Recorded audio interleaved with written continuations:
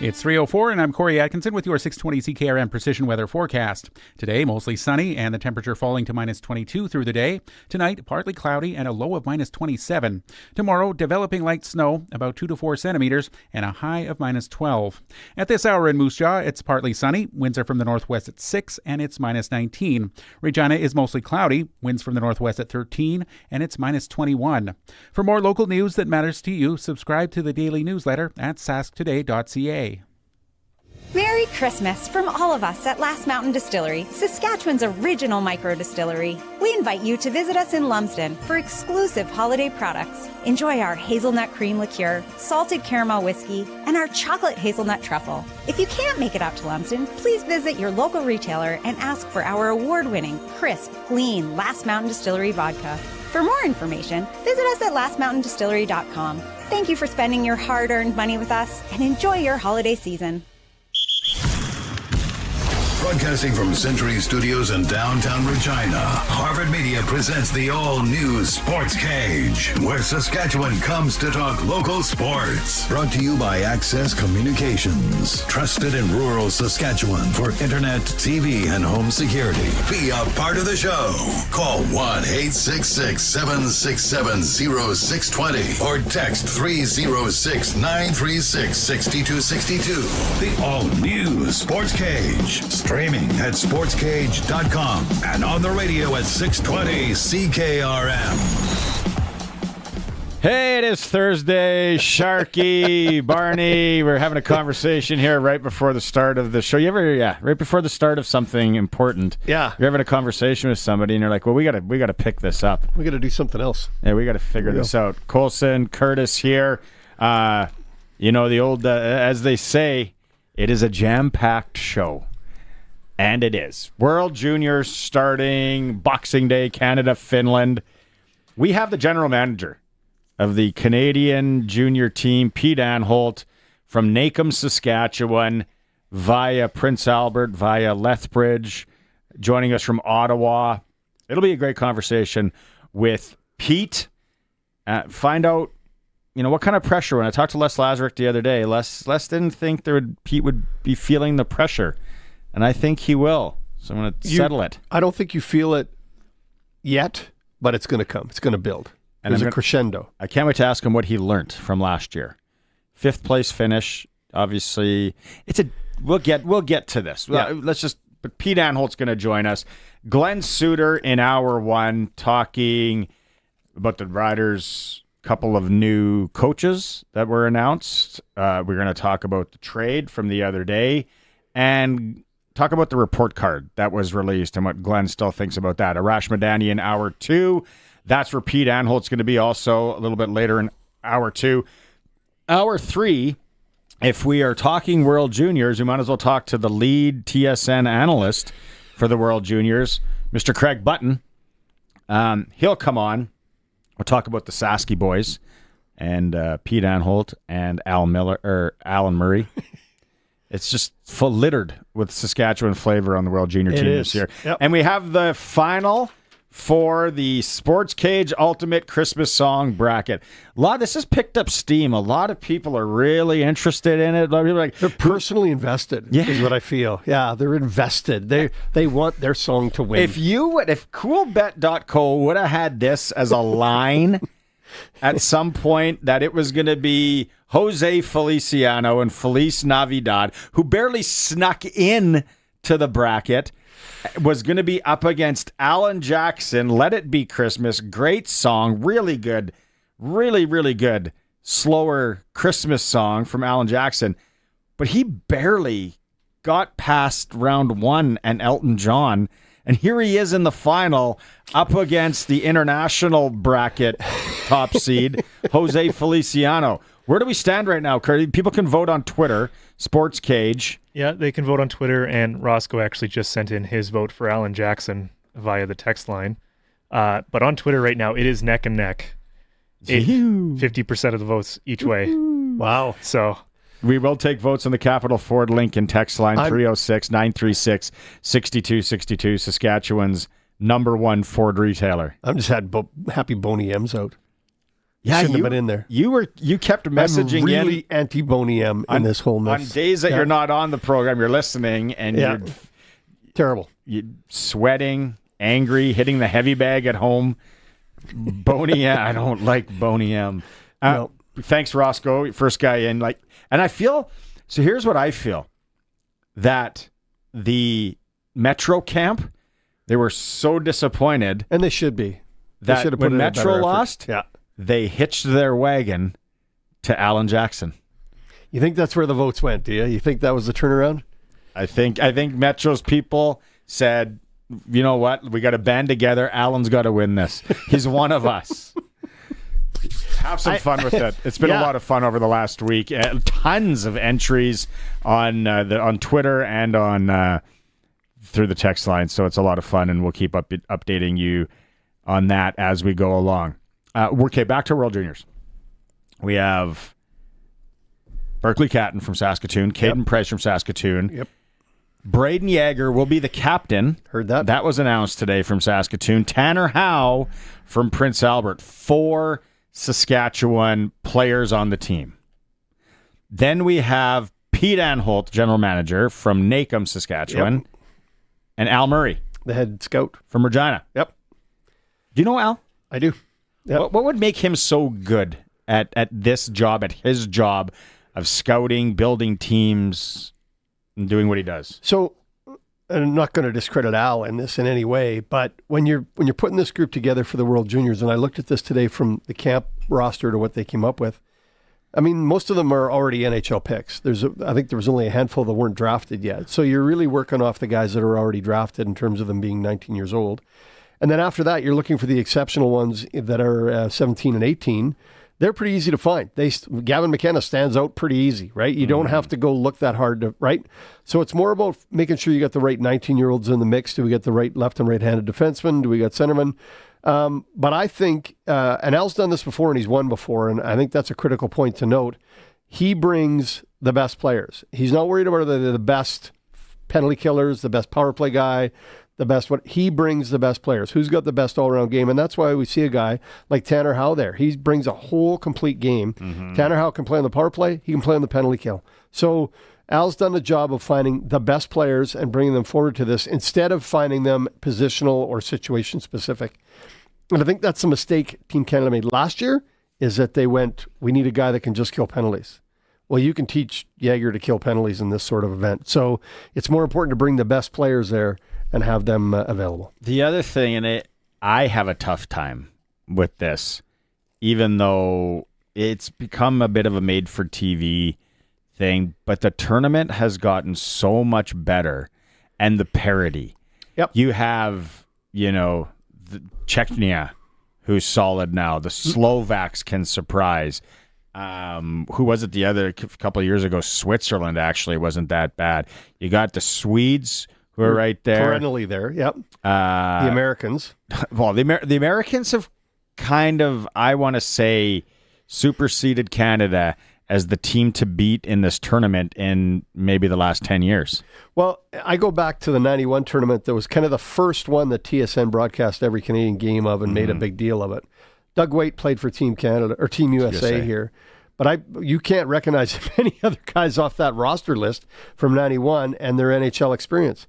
So the USA development model has obviously improved theirs. But I think USA is just one example. I think Sweden's done it. Finland's done it. Like you say, Czechia's done it. All those countries have created that development model to say, if we're going to compete at this World Juniors and the model to beat is Canada, we're going to have to change what we do. Brent Brecky, Tony Burns, Mike Doors, Ted Drury, Mike Dunham, goalie, he played. Yeah. Brian Gantz, forward. Chris Gosmitson, Mike Hinkie, Chris Imes, Craig Johnson, played in the league. Trent Klatt, played in the league. Yeah. Ken Klee, played in the league. Scott LaChance, played in the league.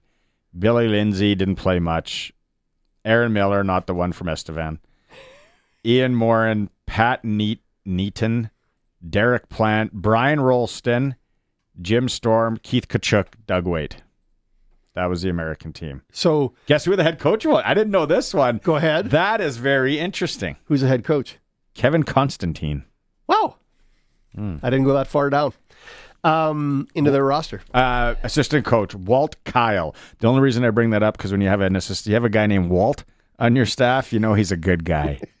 Walt can do number of different There's not many things. bad Walts in the world, is there? No. Walt, can you drive the bus? Yeah, just let him sharpening these skates. Walt. But you look at that roster, right? And Canada's roster at the time, I think there was maybe one guy on Canada's roster that didn't have 2 or 3 or 4 years in the show, right? Canada's roster was, off the top of my head, Brad May, Mike Sillinger, Eric Lindros, Mike Craig, Stephen Rice. Like those guys all played for Canada. Carl Dykhouse. Patrice Brisebois.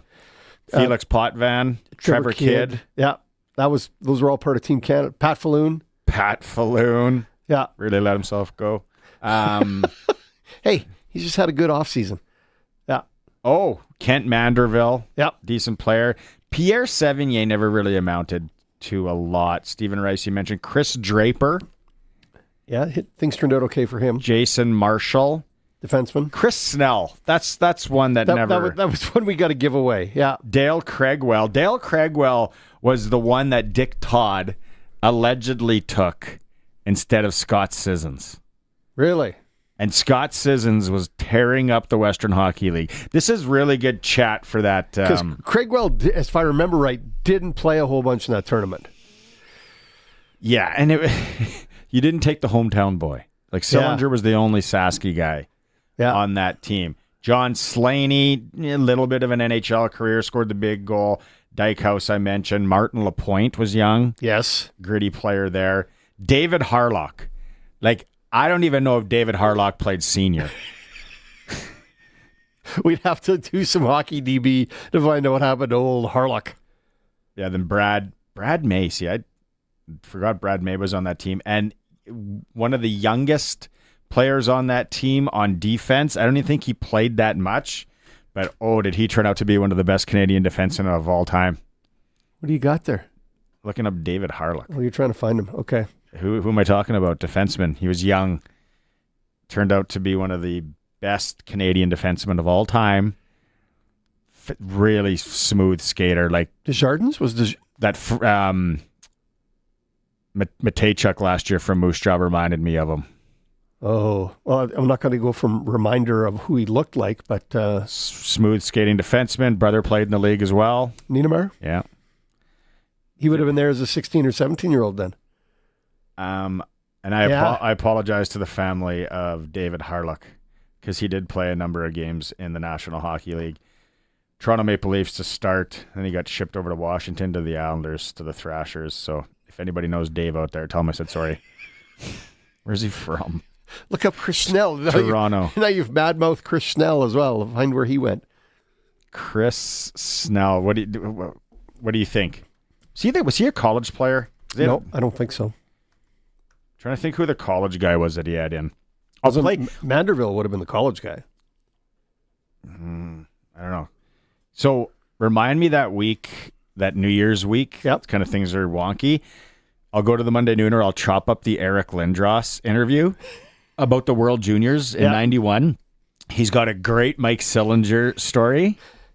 Or no, I bring up a Sillinger story to him, I think. He's got an unreal story about Mike Craig because he was with the Minnesota North Stars. Yep. And then they released him to go and play.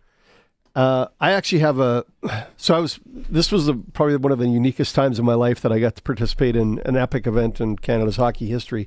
I was a part of that Team Canada on the media side. So I worked with a guy, his name was Murray. I want to say it was Matt or Mike Murray. I can't even remember. It's so long ago now. And he just took me on and he said, I need a second guy. You're in Regina, blah, blah, blah. So after the Finns tied the Russians here. Epic game. I would love to watch that game. Yeah. I mean, I've never heard the Brandt Center, at that time the Agrodome, with that much noise going on in it. It was fantastic. So again, had to go get a landline, phone the number that he's at, waiting. Punch, or do you have to do the turn? No, it was punch. Turn it was thing, punch, okay, yeah. punch. We had punch at the old Brandt Center. Punch, and he says, okay, I need you here tomorrow morning, right? The game against the Russians was that night. Got up to Saskatoon, Of course, they win the game. I come back, downstairs underneath by the dressing rooms, and he says, okay, we're going to split up the guys going to the media room. I will take everybody but Lindros. You have Eric Lindros to get in and out of the media room. I said, well, thanks. And at that time, the Lindros family had already made some big statements about whether they were going to play and who they were going to play for and all the rest of it. Because he was going there as a 16-year-old. He was young. He was really young. I think it was a second time. No, it was his first. In Saskatoon? Yeah. No. We'll debate this. Okay, we'll look that up too. So anyway, my job was to take Eric in. He was not to answer more than 3 questions and then grab him by the pants and get him out, which is exactly what happened. Was his dad Carl, right? Because it was his agent. Yeah, Carl wasn't down there. No, but got him in and out of the media room as fast as I can and then started enjoying cold beer. Big Carl. What kind of beer did you have? Carling O'Keefe? Maybe an old Vienna? Could have been an old Vienna back then. Could have been. I love an old Vienna. Oh. January 3rd, 1991. The Soviet Union and Finland tie 5-5 in Regina. It is still one of the real noodle scratchers of that tournament, how that happened, because the Russians had the gold medal. They did. Locked. They did. All they had to do was win the game. Soviets, sorry. I apologize to all you Soviets. Who are they, wherever they are? They just had to win the game. They were up 5-3, and Finns came back to tie it up, forcing the gold medal game. And that was the round-robin version of the tournament. There was no playoffs. Canada had lost to the Czech Republic earlier, and so the loss or the tie meant a loss would give Canada the gold medal, and otherwise Canada was only playing for silver. Canada tied the United States. They came out. I was at the game, the first game they played Switzerland. Yeah. I remember Paulie Yax was the goaltender for Switzerland. He must have stopped 75 point-blank shots that night. Like it was like, what is this poor guy doing? Why are these guys in the tournament? For starters, 6-0 they won, and then they tied the United States. Really? They hammered on Norway. Again, this is when the tournament wasn't anywhere near what it was now. Yeah. They hammered Finland 5-1. Beat Sweden. Did they? So you said they lost Czechoslovakia 6-5. Yeah, they lost to the Czechs. Yeah. How did that happen? Humboldt hosted games. I forgot, and Prince Albert did as well. Yeah, it was one of the cool things they did with that tournament at that time. Just now you can't do it just due to the size and the attention it gets. But it was still a small enough deal that you could move the games around the province and put them in other places. So, yeah. And the one story that Lindros tells is about Mike Craig, and they were going to Kindersley for an exhibition game. That was their training camp was, yeah. Yeah, so I'll have to cut up that interview and play it that week. No, so lots of World Junior talk over the next little bit. It'll be fun. What do we got for time here? 20. Should we take a break let's take a break. When we come back, if you've been following if you follow us on Twitter at Sportscage, you saw a picture. Sharky hasn't seen it yet, that I put up last night, and it is what do the kids call it? When something is going nuts on Twitter. You guys are youngsters. Is it cooking? Is viral out of date already? Is viral out of date? I think it's cooking now, isn't it? I don't know. Curtis doesn't really want to be here anymore. He's mailing it in the next 2 days, he said. So Colson... What's the matter? Is the man bun too tight? What's going on? He's already in holiday mode. A little bit. Just a little bit. It's hurting my brain. Let's go to break, and then we come back. If you're watching the stream, I'm going to put up this picture that's gone viral on the Sportscage. We are streaming. You can watch the stream, and then you'll be able to see the picture. Sportscage.com and YouTube. We're trying to get to 1,000 subscribers, and Pouty Pants Curtis gets a case of beer if we get there. And as always, we are on 620 CKRM. The all-new Sports Cage is brought to you by Sherwood Co-op, proud supporter of our community with over 500 donations to local charities and nonprofits annually. The Country Music Rewind with Colin Lovequist. Here's to the holiday season, may be filled with endless joy, laughter, and love, and great country Christmas music. We'll feature some of the biggest stars of the holiday season on your Crawford's No Frills Country Music Rewind. The Country Music Rewind with Colin Lovequist. Brought to you by Crawford's No Frills. Saturday afternoons at 4 and Sunday afternoons at 1 on Country's Greatest Hits. 620 CKRM. Ho, ho, ho. 'Tis the season to win groceries. free. Sherwood Co-op Food Stores presents Season's Eatings. From now until December 22nd, shop Sherwood Co-op Food Stores in Regina, Southie, and Momart for your chance to win groceries free. Grand prize gift cards valued from $100 to $1,000. And the more you shop, the more chances you have to win. Season's Eatings from Sherwood Co-op Food Stores. We are members. We are owners. We are Sherwood Co-op. Some exclusions apply. Prices vary by store. See store for details.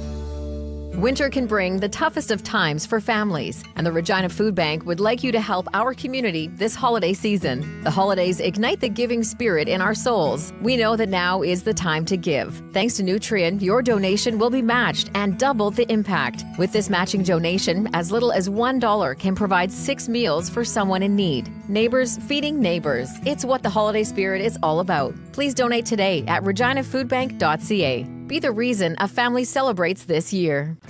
Christmas is a time best spent with family. Merry Christmas from Cowtown. Have a great Christmas season and a Happy New Year. Here's all the hugs from Cowtown, 745 Park Street. Schlamps Integra Tire and Auto in Grenfell wishes you and your family a very Merry Christmas. All the best in the new year. From the management and staff at Schlamps Integra Tire and Auto in Grenfell. 306-697-2856. The Holiday Big Check event is on now at Sport Check. From December 12th to 24th, shop savings up to 60% off. Find amazing deals on top brands such as Nike, Under Armour, Oakley, Columbia, and more. Say it with sport this holiday season. Welcome back to the all-new Sportscage. Get social with us. Follow us on X at Sportscage. Watch our video stream at sportscage.com and always on the radio at 620 CKRM. All right, Coulson, Eric Lindros in 1991 at the World Juniors that was played in Saskatchewan. I said it was his second time. It would have been 17. You said it was first at 16? He would have been 17 years old and his second. He was in Finland the year before. But played like a man. Yes. Oh, he was a beast. He was an absolute beast. Takla, gloves and pants and high-tech.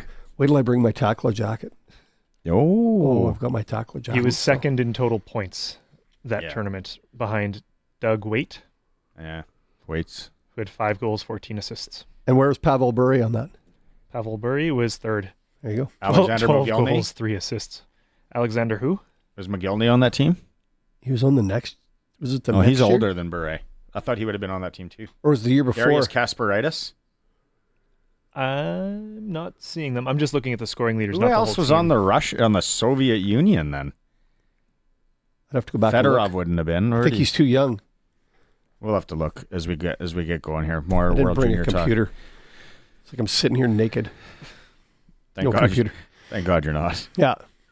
I don't need any tastefully dressed. Even today. with the fire in behind you there. That is nice, hey? If you're like watching the stream, it does look like a legit fire. Like a real big cabin, like something you'd find in the mountains. Having a joyous day with a nice warm fire behind me. Yeah. Speaking of the coffee. Speaking of the stream, that's on YouTube and sportscage.com. Let's go out. This is the picture that we put yesterday. Sharky, you will totally remember these. This one is like the new school version and really souped up. What is that? You can't see it from where you're old man. Where are we going? Are you putting that on another screen that I can see? There we go. Oh, yeah. Isn't that awesome? I love it. It's an ice resurfacer. You know what rink that is? No, go ahead. Bollier. Okay, I was going to take a guess, but Saskatchewan, and just any rink like that that's still around, we need to hang on to those for dear life. Those are such iconic barns, and it is. How would you explain that? It's like the old barrel. Remember the barrel with the little piece of towel behind it? Yep. Some rinks would do. This is a plastic knockoff of that barrel. idea. Yeah, on. Almost like it's like a garden wagon. A garden wagon. It's like they went to Dutch growers and stole one of the wagons. Or they could have purchased it. Not everyone steals things, Sharky. And they threw it on the wagon, and it's got sweet yellow wheels, and they dangle around that thing. It would take a long time to clean the ice with that. It would. because you got to shovel first. You got to get the snow off first. And I heard when I want to play rec hockey in Bullier. If anyone has a game out there, I want to play because the losers shovel. So that's how it works. That's quite there. an incentive, yes. Losers shovel. I don't know who floods. And then they still have the chicken wire, I think, in Bull. It's awesome. That's where you get like your elbows or your thumb caught or something. And it's rec hockey. It's not like it's doesn't going to matter. get that. Yeah. The problem is for goalies because you don't expect any of those bounces when you They're go going a different direction every time. Yeah, when you go play on the old wire or whatever it is, chain mesh, it's you never know where you're going to bounce. One of my last experiences as a kid with the pushing the ice surfacer and watching the guy come out with a bucket, Vonda, Saskatchewan. That barn. Yeah. We played. Our family played in a tournament there, probably the year right before COVID. Small. It was cold. The snow was coming in through the cracks on the one side. Yeah. But the upstairs they redid. You feel like you're at a ski lodge. But you're in the I haven't been upstairs. It's really nice. Yeah. You're in the Vonda War ice Memorial. skating rink. I think it's War Memorial. If you squint, you look like you're looking outside at Aspen, Colorado. I believe their Zamboni or ice resurfacer is a skid steer converted. I believe that the guys at now Right Way Manufacturing went and took that, and at the time it would have been Rockomatic. Like not the tractor style. They got to because they don't have enough space for the tractor, so they had to get a little skid steer and fold out the augers, and the snow gets kept on top and the water's at the back or something. It's a complicated process. If you have a picture of the Vonda resurfacer, please send that in. I could make a call and find out here, maybe at the break, and find out more. But yeah, that picture gained a lot of traction. Just people, ice resurfacers. Yeah. And the different ways we That's get a it beauty. done here in Sasky. Shout out to Colin McLeod, actually, from Bullier, who sent that to me. Fantastic. Look, if you want to see it again, it's at Sportscage Twitter account. You'll see it there. Time for a quick break. When we get back, we will talk to Glen Suitor, little CFL action. The Riders have come out with their coaching staff for 2025. The new guys are in. Travis Brown, linebacker coach, 8 years experience in the league. I like it. And I like this. Offensive assistant, Josh Donnelly. Yeah, I saw that. That was pretty impressive to see that he's getting that chance. U of R Rams Yep. began with the Rams in 2023 as the pass game coordinator and quarterbacks coach. And they had such a successful year, so he's getting a chance to dip his feet in the CFL waters. Hey, if you're a football coach and you're willing to learn and get better, you're only going to get chances along the way, and that's what Josh has got. So, yeah, happy for the whole family. Sharky is in front of the fire. If you're watching the stream, Claude, Beautiful day. Curtis, and Beautiful day Colson. here. See the Time fire. for a quick break. When we come back, we will talk to Glen Suitor. It's the all-new Sportscage, streaming at sportscage.com. Every morning, your wife can wake up with good, clean water. A thank you for being there for you every single day. I'm Brian Tennant from Farm Fresh Water. My system is the gift that keeps on giving. Spot-free dishes, clean laundry, clean shower, and a clean combine. A Christmas gift to be enjoyed every day year-round. Make sure there's no coal in your stocking this year. Put safe, clean water in your taps. Remember, we're not city people trying to solve a rural problem. Visit us at farmfreshwater.ca. Christmas is a time best spent with family. Merry Christmas from Cowtown. Have a great Christmas season and a Happy New Year.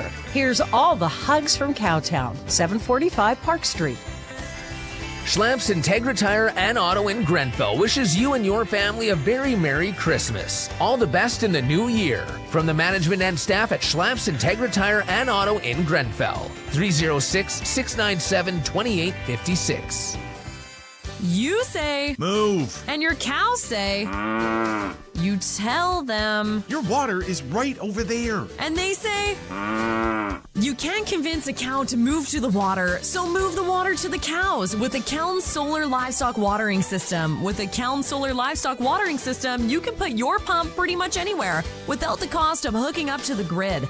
Learn more about the Keln Solar Livestock Watering System at kelnsolar.com. Keln Solar, we move water. 620 CKRM and the Sportscage are proud to be the voice of sports in Saskatchewan. Join the Sportscage for the monthly Fries Tallman Indigenous Athlete Showcase, highlighting builders, athletes, and coaches who have had an impact on Indigenous sports across the province. Fries Tallman Lumber in Regina and Fort Qu'Appelle is proud to support programs to uplift First Nations across Saskatchewan. The Fries Tallman Indigenous Athlete Showcase, exclusively on the Sportscage on 620 CKRM. There's Sunday Fun Day, Manic Monday, and now Burrito Thursday. That doesn't even rhyme or use alliteration. Well, it's buy one burrito, get a second one half off at all Regina Taco Time locations.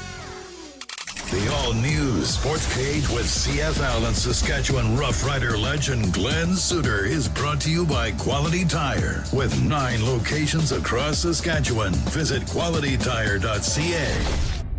Glen Suitor is with us, our last segment, chat, breakout, whatever the buzzword is these days before Christmas. On Tuesday, let's start here. On Tuesday, we talked about the report card that was released. You've had the few days to think about this. You're not sure why they released it.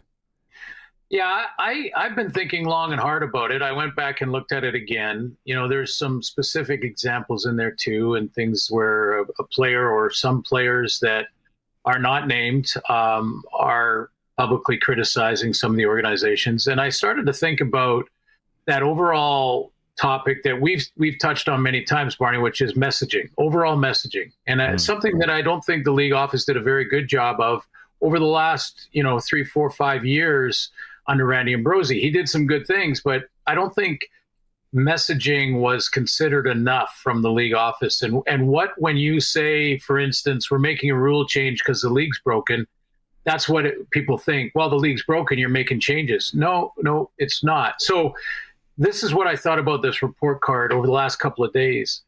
What is the benefit to the league, the game of football in our country, the teams individually, or the players?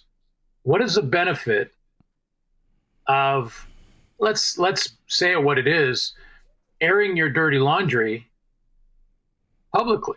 Because, if those are A's across the board for all the teams, it's not a big deal. But they clearly weren't. In fact, they were the opposite end of that spectrum for a lot of the teams. I mean, look at all the D's and C's in there. Now, tell me what the benefit is to the players, because it's a Players Association deal. What is the benefit to them to make this a public document? Internally, I get it, Barney. Yeah. The only thing that I could see, and I get what you're saying here, the only thing is that it's the old, you are being heard, or the other thing too is it was going to get leaked anyway. So maybe, right? So they're like, let's just put it out there. Those would be the only two things for me that I would think. But I get what you're saying as well.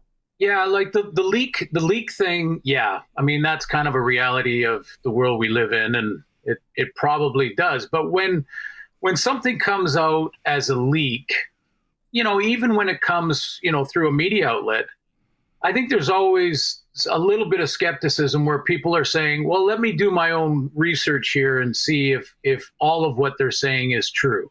So in other words, if it's leaked by a player in particular, first of all, he'd have to put his name behind it pretty much, or it would have to be a player from a certain team.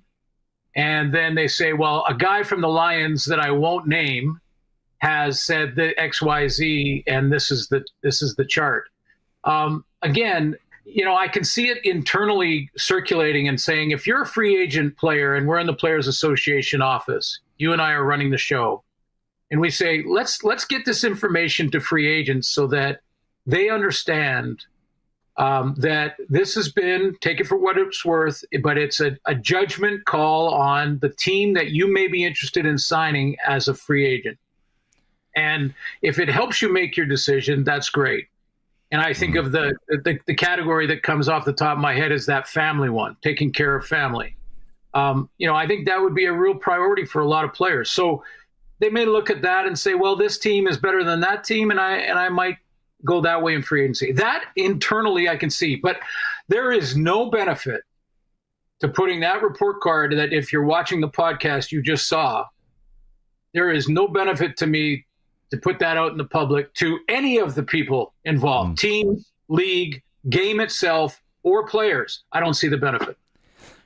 On Tuesday, we also talked about teams, and Calgary was first out of the gate. I think it was Calgary, or is it Edmonton? Yes. That was Calgary. That was fully loaded, coaching staff, been released, all that. Riders today, new guy in the fold is Travis Brown, linebacker coach. 8 seasons in the CFL, 6 with BC. A guy that's coming with a lot of experience. What do you know about him?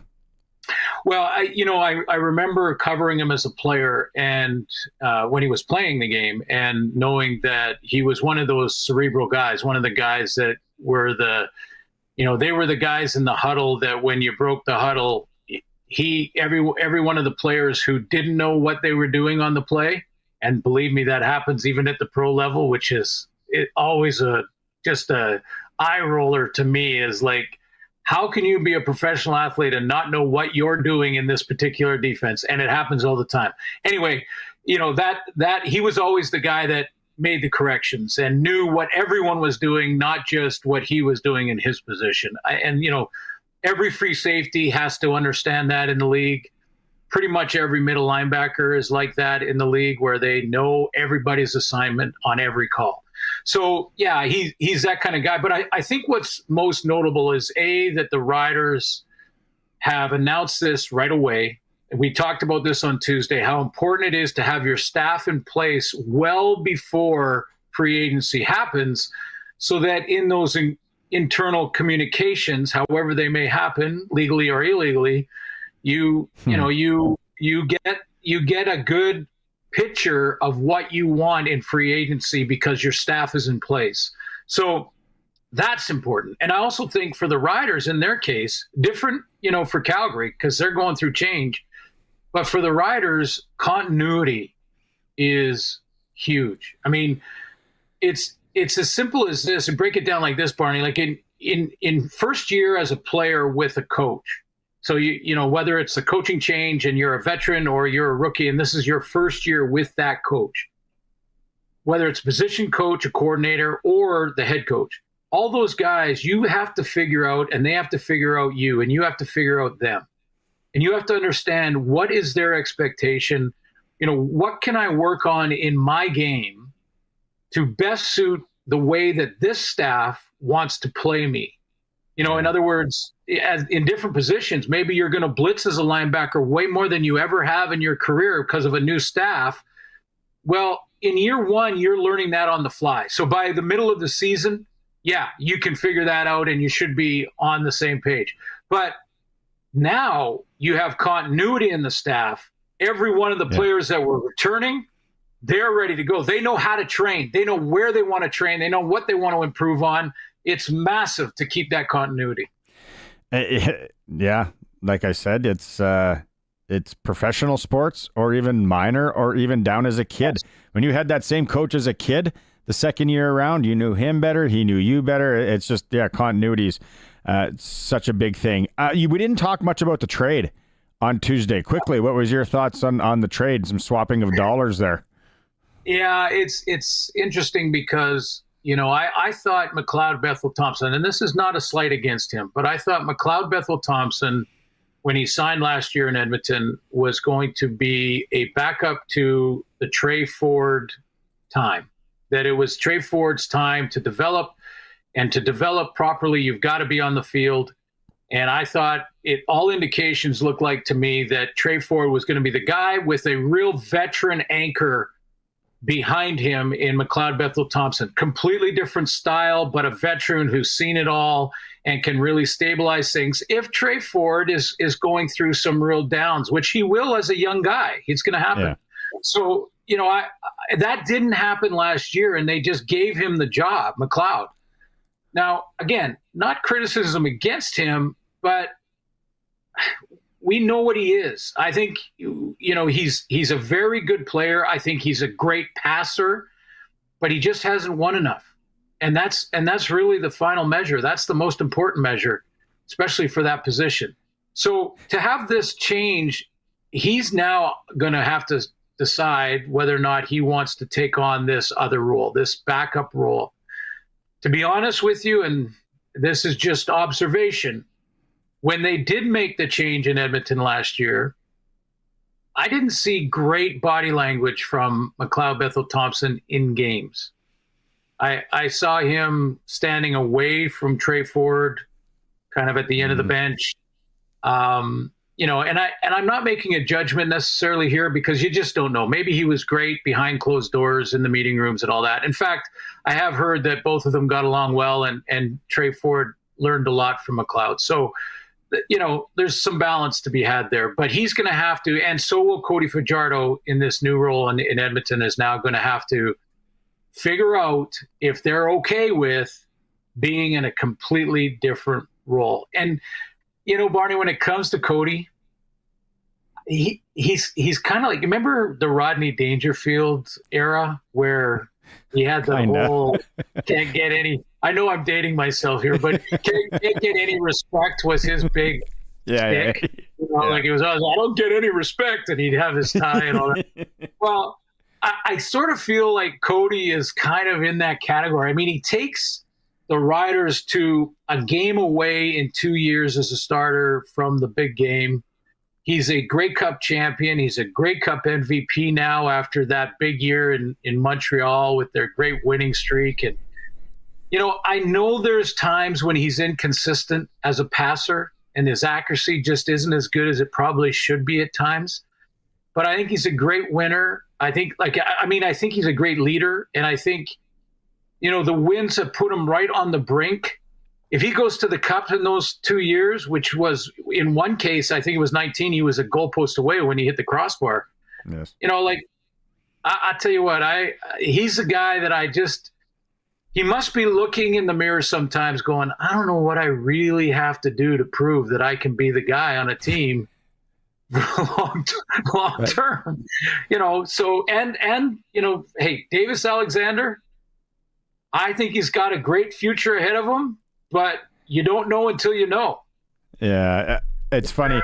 I thought Curtis, who's way too young, was quickly trying to pull up some Rodney Dangerfield video for you, but he did say he's mailing it in. He's 2 days away from 2 weeks of holidays, so we'll let it slide. And then lastly here, we got about 30, 40 seconds left.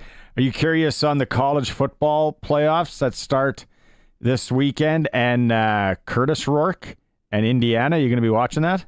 Yeah, I will be interested in that one. And I'm always interested. I always watch college football, but I don't, and the NFL in the off season, but I don't watch it because I'm cheering for one team or another, or I'm excited about, you know, the Rose Bowl or whatever bowl game it could be. It's because I want to hear how they talk about it on the air. I use it as sort of training tapes to watch games throughout the winter down south and see how they describe a first down when the guy runs a 10-yard curl and the quarterback throws it on time. How do they describe that? Because, you know, maybe there's something I can learn and add to my game, steal from them. Add to my game, right? I should say. Yeah. Because you get no respect. That's right. Always got to get better. Always got to get better. It's been a pleasure, Glenn. We're off next week, and then we'll hit you up the week after. Have a great Christmas, you and the family. If you're doing some traveling, travel safe, and looking forward to it. You too, Barney. Everybody in Saskatchewan, have a great and safe Christmas. Right on. There is Glen Suitor press coverage for Quality Tire, 9 locations across Saskatchewan. Time for a quick break. We are on the home of the Riders, 620 CKRM, and we're streaming at sportscage.com.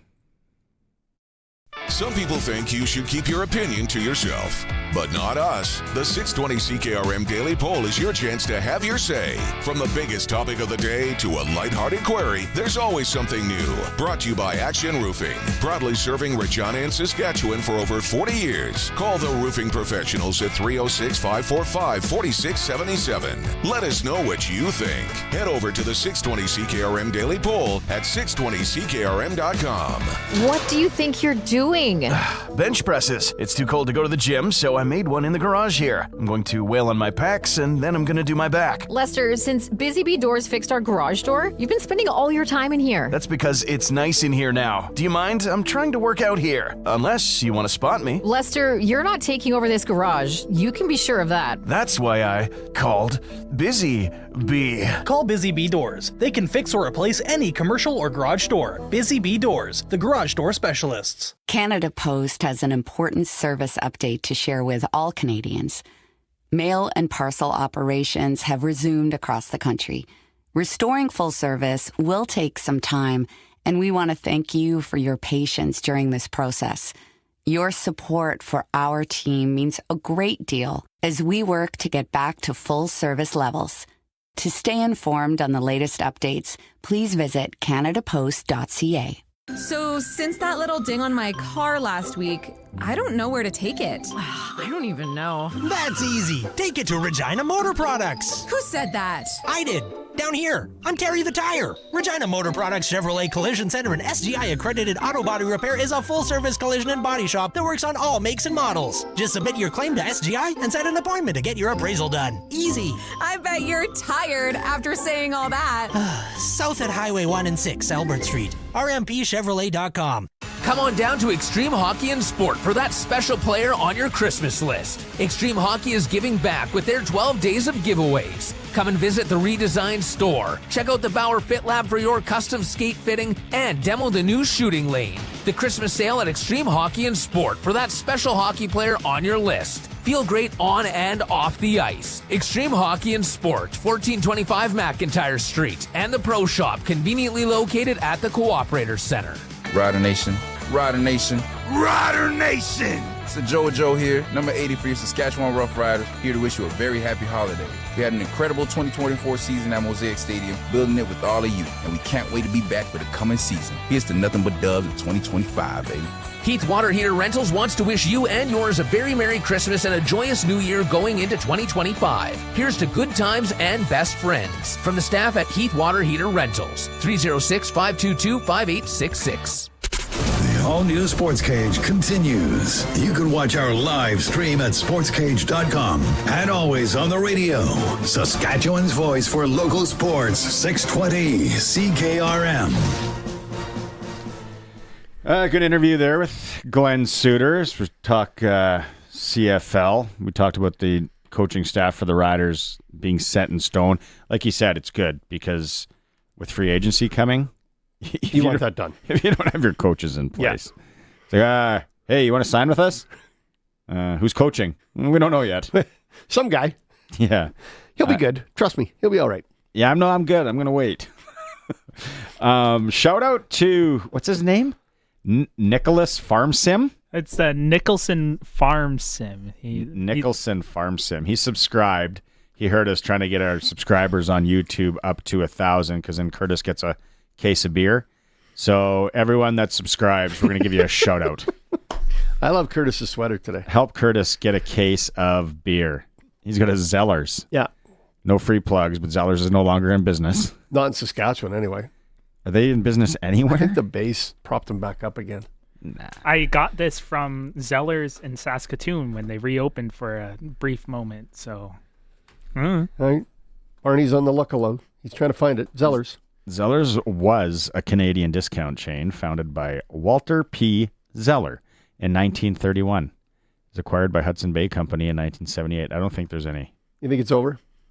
Yeah. Like, nice cafeteria. So seriously. It was.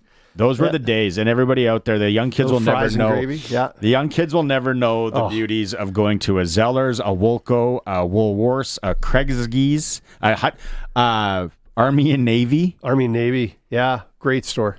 A nice hamburger, greasy, cooked on a greasy, like a black. It was the Blackstone before the Blackstone was invented. Remember the malts at the Bay?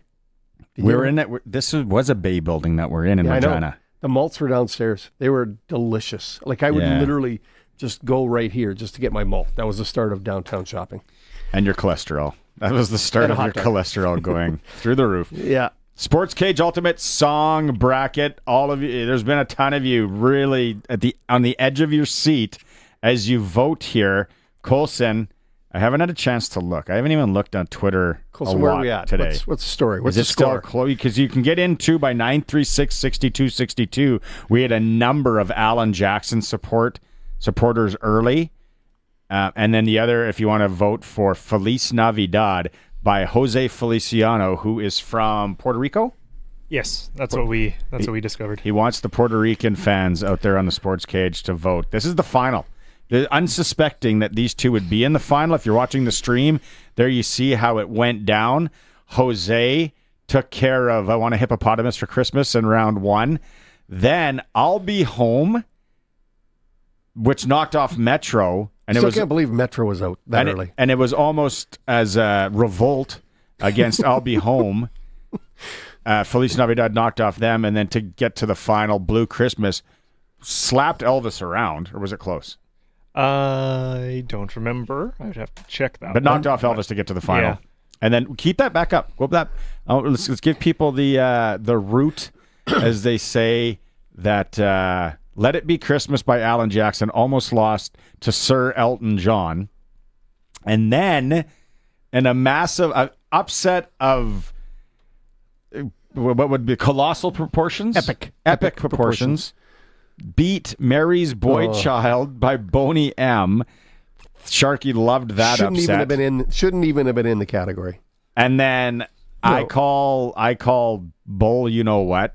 Somehow Alan Jackson beat Hard Candy Christmas by Dolly Parton yesterday by one vote. Yeah. Of course, the day that Maz hosts, you guys don't rig it. Come on. We're about our integrity here. Yeah. People don't steal and they don't rig contests, right? Sports Cage Ultimate Christmas Song Bracket. Yeah. Got to maintain our integrity. It is legit, because if I was here yesterday, Hard Candy would be in the final right now. Well, you weren't. Against Jose Feliciano, and it would be destroying Jose Feliciano. You took the day off, and Dolly Parton's upset about it. I went to Watrous for my real work, and then I just hit that storm on the way back. If you're out, how are the highways? If you're out traveling, I think they're okay now. I got to drive to Saskatoon immediately following this program. 936-6262. Are they okay now? I think so. Yeah. I looked at the highway hotline. Going to give you a look. I looked up the highway hotline. It's in black. It says Bear. That's got to be a good thing. Yeah. Except if you're going Langham, Radisson, Maymont to North Battleford. If you're maybe going for That's sketchy. Overnighter with the missus or husband to the Tropical Inn, it says partly covered right now. So, and then all the way to Lloydminster, it looks nasty. You're good to Saskatoon. Partly covered. I shouldn't say nasty. Partly covered. Purple is travel not recommended, and we don't have a lot of purple in the province. So, yeah, I should be good to Saskatoon tonight. You should be good. Kelly Taylor hits the stage at 9 o'clock. Might go take that in. Where's he playing at? It's called the Capitol. It's 2nd Avenue-ish. Okay. It used to be an old Louisiana place way back in the day. TVS. We talked about Blockbuster. There was a TVS store across the street from that back in the 80s. They used to go rent VHS tapes. What do you think the T was for? Television Video Service? Do you think that's what it was? TVS? I don't know. It's another one of the great mysteries of our time. We'll never know. Great mystery of our time. Hockey, Humboldt and Assiniboia this evening. SJHL, the Assiniboia Red Wings. Last game there, though, I think, right? They get things fixed up at home? Is that to come down? I was reading that. They've got, it sounds like they've got things fixed up back in the barn. Let's hope. Fingers crossed for everybody in Weyburn. Busy Friday and Saturday in the SJ. Maz will run all that down tomorrow. WHL's on break. They're done. Going for Christmas. Last night, Calgary dumped Prince Albert 8-5. Christmas break until the 27th. AAA midget games tomorrow. Swift Current comes to the Cooperator Center, 7:45. That's a great $10. That's going to be a big game. It's going to be a good game. Swift Current's not going to the max, so they want to say, "Hey, we want to dump you as you go. Have fun with this loss as you go to the max." And then they can tweet. They can play chirp. Friday, Saturday? Don't they get them 2 nights? Is it? Well, let's look it up here quickly. For some reason, I thought they had them both nights here, Friday, Saturday. No, you could be right, sir. The Legionnaires are coming to town. We are looking on Saturday. The Legionnaires Friday 7:45, and Saturday 7:45. Friday and Saturday, Your Legionnaires at Swift Current, so they're doing the back-to-back. I'll have to catch them Friday. Staying in town. Female games on the weekend. They're no rest. No. Rebels have to travel into PA. Pre-Christmas game. The female Rebels up in PA. Maybe they'll hit the Gateway Mall up in PA for entertainment purposes. Prairie Junior Hockey League, the Junior B Loop. Saturday pre-Xmas affair, we got Capitals and Pilot Butte Storm. There's a little local hockey rundown. Some senior from last night. Foam Lake, number one. That. Tomorrow is the senior hockey report for coolbet.co and Future Forward.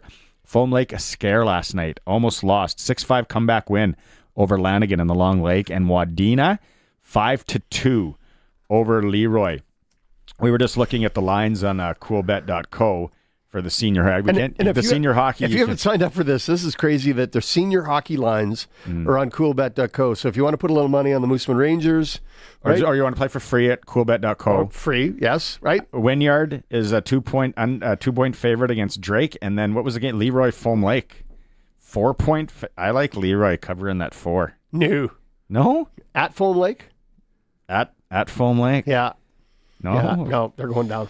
They're going to get hurt. Coolbet.co. Time for a quick break. We come back in hour 2. Arash Madani and general manager of the World Junior team this year for Canada, Pete Anholt's going to join us. It's the all-new Sportscage, trying to get to 1,000 subscribers. Sportscage.com, streaming on YouTube, and as always, on the home of the Saskatchewan Roughriders, 620 CKRM. It's 4 o'clock. Good afternoon. It's mostly cloudy and it's minus 20 in Regina. I'm Corey Atkinson from the Harvard Media News Center with 620 CKRM News for Sherwood Co-op. Proud supporter of our community with over 500 donations to local charities and nonprofits annually, and by Mercedes-Benz Regina for those who can. Mercedes-Benz-Regina.ca. Starting in May of next year, a daily direct flight between Regina and Denver will connect Saskatchewan to a key U.S. hub. The government of Saskatchewan, the Regina Airport Authority, and United Airlines made that announcement today. Minister Warren Kading says the route will benefit businesses, tourism, and economic growth. Regina Airport CEO James Bogus calls it a game changer, offering expanded travel options through United's Denver connections. Flights like this do not come easy. We've been marketing to this carrier for many years. And without the province's support, without the support and partnerships we established over the years here in our community, this never would have happened. The Regina Hotel Association supports the route, emphasizing its potential to attract visitors, host events, and boost local hotel occupancy, solidifying Regina as a Canadian destination. File Hills Police Service is investigating a suspicious death on the Little Black Bear First Nation. Officers responded to a report of an injured man at a residence at around 10:30 a.m. on Wednesday. EMS declared 20-year-old Devin Bellegarde deceased at the scene. An adult female was arrested at the scene, and RCMP Major Crimes took over the investigation. On Thursday, 20-year-old Danielle Penipasic of the Little Black Bear First Nation was charged with manslaughter. She appeared in Fort Qu'Appelle Provincial Court. The investigation is ongoing. A new report by the Canadian Manufacturers and Exporters is warning that 25% tariffs threatened by Donald Trump could devastate Canadian businesses and their workers. A poll of more than 300 manufacturers found nearly 9 in 10 Canadian companies would face significant or severe impacts if tariffs on Canadian imports were put in place. Trump has threatened to impose tariffs on all imports from Canada and Mexico if the countries do not stop illegal immigrants and illegal drugs from flowing into the U.S. Finance Minister Dominic LeBlanc dismissed today speculation that he'd be interested in running as Liberal leader. During a news conference in Dorchester, New Brunswick, LeBlanc says the federal cabinet fully supports Trudeau to stay on as Prime Minister. So full points for trying with that question. If the Prime Minister has the full support of his cabinet, then why would we contemplate what happens after he decides to leave? Trudeau has been facing a growing number of calls to resign following Chrystia Freeland's shocking resignation as Finance Minister on Monday. That's your 620 CKRM News. Read more stories from around your community and around the province at sasktoday.ca and 620ckrm.com. Your weather is next. 'Tis the season to win groceries. free. Sherwood Co-op Food Stores presents Season's Eatings. From now until December 22nd, shop Sherwood Co-op Food Stores in Regina, Southie, and Momart for your chance to win groceries free. Grand prize gift cards valued from $100 to $1,000. And the more you shop, the more chances you have to win. Season's Eatings from Sherwood Co-op Food Stores. We are members. We are owners. We are Sherwood Co-op. Some exclusions apply. Prices vary by store. See store for details. Put yourself in the driver's seat of the sporty Mercedes-Benz CLA 250, the timeless C300, or the versatile GLC 300 SUV. The choice is yours. Now leasing your new Mercedes-Benz is easier than ever. For $399 bi-weekly plus tax and zero down, you can step into the luxury you deserve. Your luxury, your choice. Your Mercedes-Benz. Book your test drive today. And now your 620 CKRM precision weather forecast for Line-X Regina. Serious protection, killer looks, 1865 McCarra Street, and brought to you by Wolf Industries, your truck repair specialists in Grenfell, servicing all sizes of trucks, SGI accredited. Tonight, partly cloudy with a low of minus 27. Tomorrow, developing light snow, 2 to 4 centimeters, and a high of minus 12. And on Saturday, partly sunny and a high of minus 9. At this hour in Moose Jaw, it's partly cloudy. Winds are from the west at 6, and it's minus 19. Regina is mostly cloudy. Winds are from the northwest at 8, and it's minus 20. For more local news that matters to you, subscribe to the daily newsletter at sasktoday.ca. When you want the best for your truck, you want Line-X. Your truck has withstood the harshest elements Saskatchewan has thrown at it. Rocks, gravel, rain, sleet, and snow, and left with no chips, no rust. Line-X protective coating keeps your truck's bed liners, rocker panels, and bumpers looking like brand new. Don't settle for Brand X. Go with Line-X. It's serious protection. Come see why everybody loves taking their truck to Line-X Regina for their rocker panels, bumpers, and more. Line-X. Make your truck complete. 1865 McCarra Street. Whether Smokey's after you or not, when you're on the road in your big rig, you're in a hurry to get to where you're going, and you need a part shop you can trust. Wolf Industries is the premium choice. They're your family-run truck mechanic shop with a full line of parts for big semis, with certified AC technicians for the hot summer. Stop in at their Grenfell location for all the parts and repairs you need. They're SGI accredited for safety inspections and have 24-hour emergency call-out. Wolf Industries, the best for your truck. 10-4. Broadcasting from Century Studios in downtown Regina, Harvard Media presents the all-new Sportscage, where Saskatchewan comes to talk local sports. Brought to you by Access Communications, trusted in rural Saskatchewan for internet, TV, and home security. Be a part of the show. Call 1-866-767-0620 or text 306-936-6262. The all-new Sportscage. Streaming at sportscage.com and on the radio at 620 CKRM. I don't know. You're supposed to know that stuff. Welcome back to the all-new Sports Cage. On Thursday, Barney Sharkey, Curtis, and Colson. Well, Colson and half of Curtis.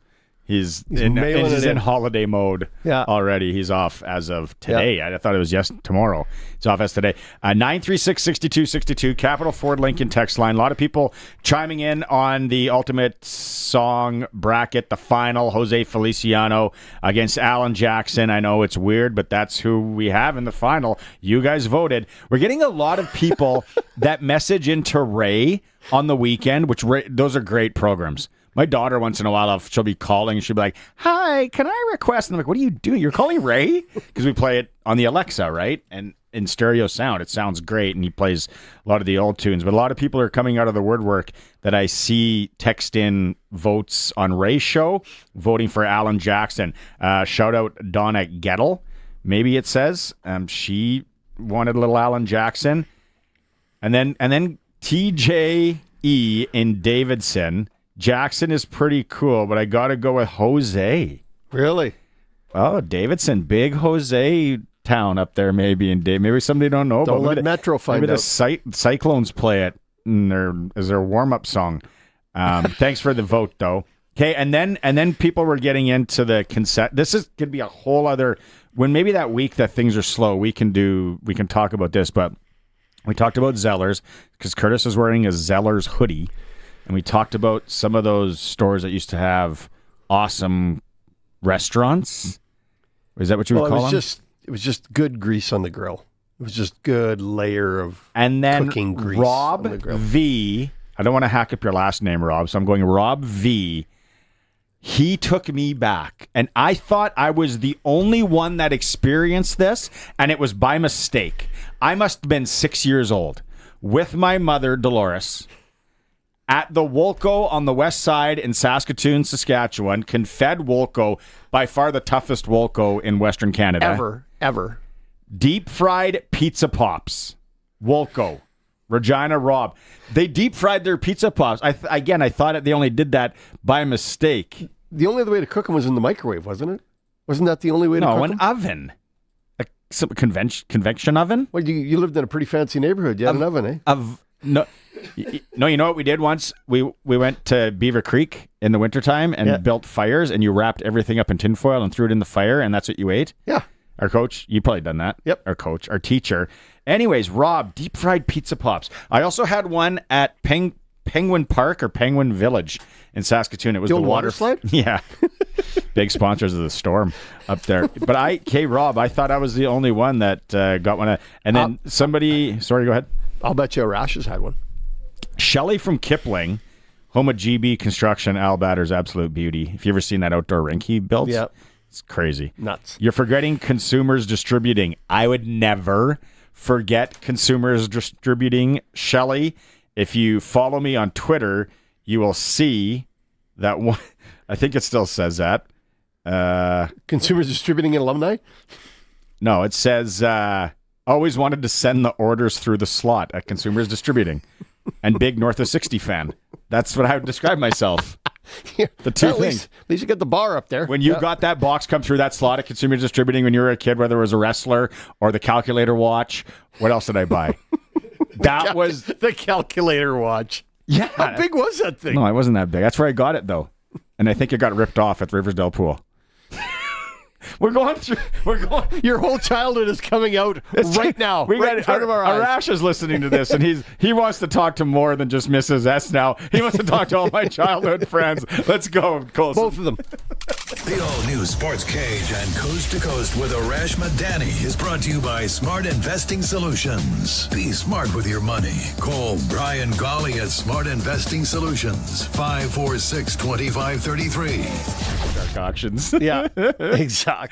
Okay, there was a lot to unwrap there as you sat and listened. See, you should tune into the program more. It's very entertaining, Arash. And educational. It is. You know what I was thinking about? And Curtis and Colson must think like we're from the Stone Ages. Like when my sister was 12, 13, 14 years old, she was like a pretty competitive swimmer. Yeah. And among the fundraising things that the swim team did was deliver Sears catalogs door to door. Curtis and Colson must be like, what? Consumers distributing calculator watches, delivering catalogs? Are you guys 1,000 years old? The Consumers catalog was about half the size of the Sears one. Yeah. But they utilized their space well. They didn't have as much product either. I don't know how long we want to go into consumer distributing stories here, because there was a McDonald's across the street from Consumers on 22nd Street in Saskatoon, and I needed... He's tripping over his words talking about Consumers Distributing. I needed the Sergeant Slaughter for the whole set of the wrestling figurines, and I knew exactly what day the shipments came. They're in grade 5. And my mom would take me if she took me to McDonald's, I'd see that truck there, and then I would call with the old rotary dial phone. Hey, did your truck have Sergeant Slaughter? They're like, get lost, kid. I called every week. They were just like, who is this moron? So if we really want to go down the rabbit hole of pay phones and public phones, when I was in grade 12, Monday night, I grew up in Nova Scotia, Monday Night Raw was coming to Halifax. This was a big deal, and it's probably 3 or 4 months before the Montreal Screwjob, and it was in the teeth of Bret Hart being a heel in the U.S., but a hero in Canada. Mm-hmm. And tickets were going on sale, say June 15th at 10 a.m. Well, don't I have like a physics exam, final exam, middle of June at 9 a.m. So the day before, I go over to the physics teacher, and we're graduating that year. Myself and 2 buddies were going to go to wrestling. And I said, hey, like, this is the deal. We want to go to Raw, and the tickets go on sale at 10. I'm afraid by the time the exam ends, if I call, the tickets will be sold out. He looks at me, said, you're graduating this year, right? Yeah, he said, make it 4 tickets. I'll pay you for 1. The 4 of us will go. I'll meet you there.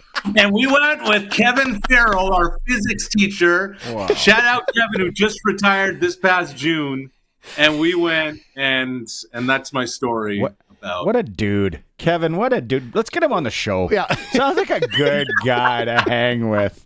I like Kevin. That's awesome. Oh, Yeah. See, like, there are so many things going through my noodle right now, but we got to get back on track here. We have a Thursday night football game tonight. Let's go there, because I just got our friend Sharky here hooked up with a little cool bet action, and he's looking at the odds tonight. I'm taking the Chargers minus the points, minus 2.5. Why is that a bad bet, Arash? I don't necessarily think it's a bad bet. It's just the last I saw was 3, so I guess it's moved to 2.5. Just the way the Broncos just kind of keep winning games. You're saying to yourself, oh, I get points too? Both teams, I'm just not sold on either of those teams' defenses. You know, so does home field play a factor? Yes. This is why I think it's actually a decent bet.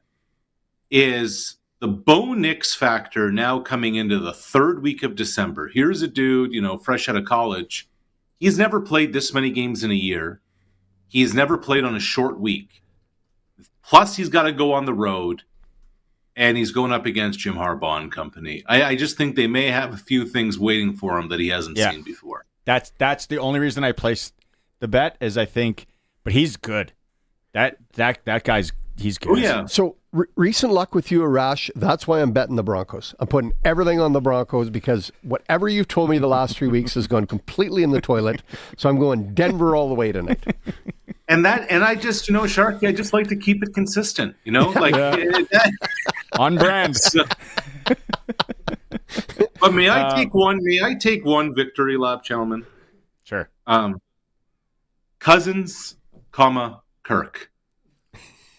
Speaking of 90s wrestlers, as Mr. Perfect once said, we're not the kind of guys who say I told you so, but we told you so. Was Mr. Perfect Kurt Hart? No, what was his name? Kurt Hennig. Kurt Hennig. That's what it was. Shout out to Scott. Kurt Harnett was the Olympic. He's Pert Plus guy. Velodrome, yeah. he's the biking guy. Yeah, Pert Plus. Yeah. He made me buy Pert Plus. I'm like, those locks are good. I got to give a shout out here. Scott in Saskatoon says, best 5 minutes of radio I've heard in a while. LOL. Was the West Side Consumers in the parking lot that also had Duffer's Mini Golf and Arcade? Oh, yeah. And Old School Taco Time was in there. I remember that strip mall. Rosie in Regina wants us to stir up some controversy because Michael Bublé's version is better of Feliz Navidad than Jose's. Hey, Rosie, you're going to have the Puerto Rican community after you, not me. All right? You're late to the party, too. We're sticking with Jose Feliciano on this. Hey, what about the Jerry Jeudy story coming out of the New York? It was Colson today, because I've been running around with my head cut off. And Colson gets me on the story today, and I'm like, explain to the people, paint the picture on this, Arash.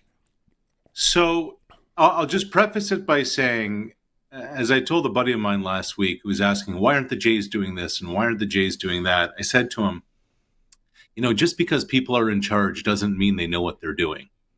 Our exhibit number 67,432 today out of the New York Jets organization, where before the season started, they wanted to trade for Jerry Jeudy. The football people did. Jerry Jeudy was a receiver with Denver, wasn't working out with the Broncos, ended up getting traded to Cleveland, having a monster year with the Browns. But Woody Johnson, the owner, steps in and nullifies the trade, says, we're not doing this because his kids told him that Jerry Jeudy's Madden rating wasn't high enough. These are, somebody said to me, this is $1 billion organization. I said, no. This is a multi-billion dollar organization. And for those watching on the stream, yes, that is Jerry Jeudy taking an 80-yard touchdown to the house. There's so many layers to this.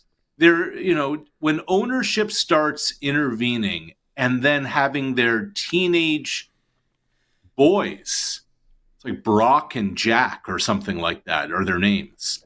Like Brock and Jack maybe, hosting the... Guaranteed they tuck their golf shirts into their Abercrombie khakis. Those two boys. And sweaters tied around their neck. Guaranteed. And they have a cousin named Jack. Yeah, and he lives in the Hamptons, though. Yeah. Right. I mean, it's just nonsense. It's just absolutely nonsense. So why, if you're a free agent, do you even want to go play for the New York Jets? Doesn't matter how much money they offer you. Why would you go there if that's the process of thinking for a professional sports team? I mean, I guess we didn't know until today. I don't know how many more. Look, like that is the poster child for dysfunction.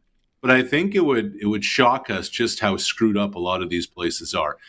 Long ago, a coach once said to me, an old football coach, he said, listen, everywhere's screwed up. The key is to find the least screwed up of them all. And he said, good ownership wins. That was the same coach who said this. And man, when you look around, good ownership wins. And suddenly, what ends up happening, though, Sharky, there's a problem. There's a disease that goes around these people when they run teams, own teams. They suddenly, let's use Robert Kraft and Jonathan Kraft. They made their money in other businesses. And they had a lot of success in those businesses. But suddenly they think because they're around football, suddenly they're the experts here too. Like the other day, I'm watching part of the Patriots game, and Jonathan Kraft's taking notes, almost like he's a head coach on the sideline when something goes wrong. Like he now fancies himself a football man, and he's probably going to go light up the head coach and the general manager after the game, saying, "What about this and what about this? I saw this." It's like, bro, go sell some more razors. No, it's property. That's where they made all their money in, like malls. Not razors? No, Gillette's just a big sponsor. Okay. That's what I thought too. And I would have been cool if that football coach you were talking of was Kevin, the physics coach, and if it all came wrapped around like that. Hey, which is more hopeless as a team / franchise? The Giants, the Jets, the Raiders, the Cowboys, or the Browns? Oh, man. It's the same problem, though. It's just what you addressed. They've all got the same problem. I feel like I just gave you a physics question. Yeah, bad ownership. Like meddling owners. I think that's part of it. But here's the other question is, like, we're 5 months away now from the 2025 NFL draft. This may be the worst quarterback class in terms of number of real starting potential quarterbacks. Yes. How many franchises did you just list there, Barney? 5 or 6? 5? Five. Giants don't have a quarterback. Jets don't have a quarterback. Raiders don't have a quarterback. The Cowboys have paid their quarterback too much, and the Browns wanted to do everything possible. And the Browns said, "Hold my beer." Yeah. So there's no quarterback to choose from. Your franchise is in disarray. Your owner wants to be fully involved in this entire mess. Colson Curtis, I don't know if you guys found the video of what happened outside Giants Stadium at the Meadowlands a couple of weeks ago. Did you guys see the airplane flying over the stadium with the banner that said Mara, sell the team? Like, that's the state of affairs with the other team not named Madden football rating in New York right now. That's a classic. I love when they do that. The banner, the sponsorship flybys. Yeah. Because I've seen that happen before with teams. It's like, yeah. So somebody made a decision to take their hard-earned money and spend it that way to tell the owner to sell the team. That's you know what, ballsy decision. You know what's ballsy? Better than paying for tickets to go watch that team. Yeah. You know what's ballsy? I think Patrick Mahomes trying to play this weekend. Yeah. I honestly don't get it. Like, you're 13-1. I get you on home field, but this is your franchise quarterback too. Like, if you're the Kansas City organization, on top of everything else, like, Patrick Mahomes is your biggest investment. You know, it feels like Mahomes has been around forever, and he kind of has, but he's only 28 years old. And he's had a history of Achilles. He's had ankle issues. Like, this is the guy that you want to go with, not only for all of January, but like a bunch of Januaries. Why would you risk this right now? High ankles are painful. High ankles can get aggravated. High ankles can lead to other issues down the road. I don't get it, fellas. Who's their backup? Carson Wentz. Oh, okay. Well, serviceable. Yeah, it's not even that bad. Why would you panic? Give him a week. Yeah. You know? Like, playing the Houston Texans on Saturday. Houston Texans haven't looked good to me in a long time. That means I'm taking him.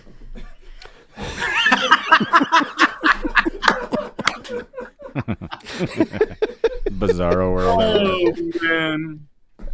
Okay, so some Canadian football. The Rourke family, Curtis, younger brother of Nathan, is going to be very much in the spotlight with the college football playoffs. Does this move him up in the draft rankings? I think so. I mean, you think about like Curtis's football journey, you know? He went to Ohio, just like his brother Nathan did, of course, and then he transfers to Indiana. And what have they done? Not only are they in the CFP, but they're going to Notre Dame, Sharky. Like, they're going to one of the historic places in the playoff, standalone primetime game on Saturday night, coming out of Kansas City, playing Houston in the NFL. They go 13-1 this regular season.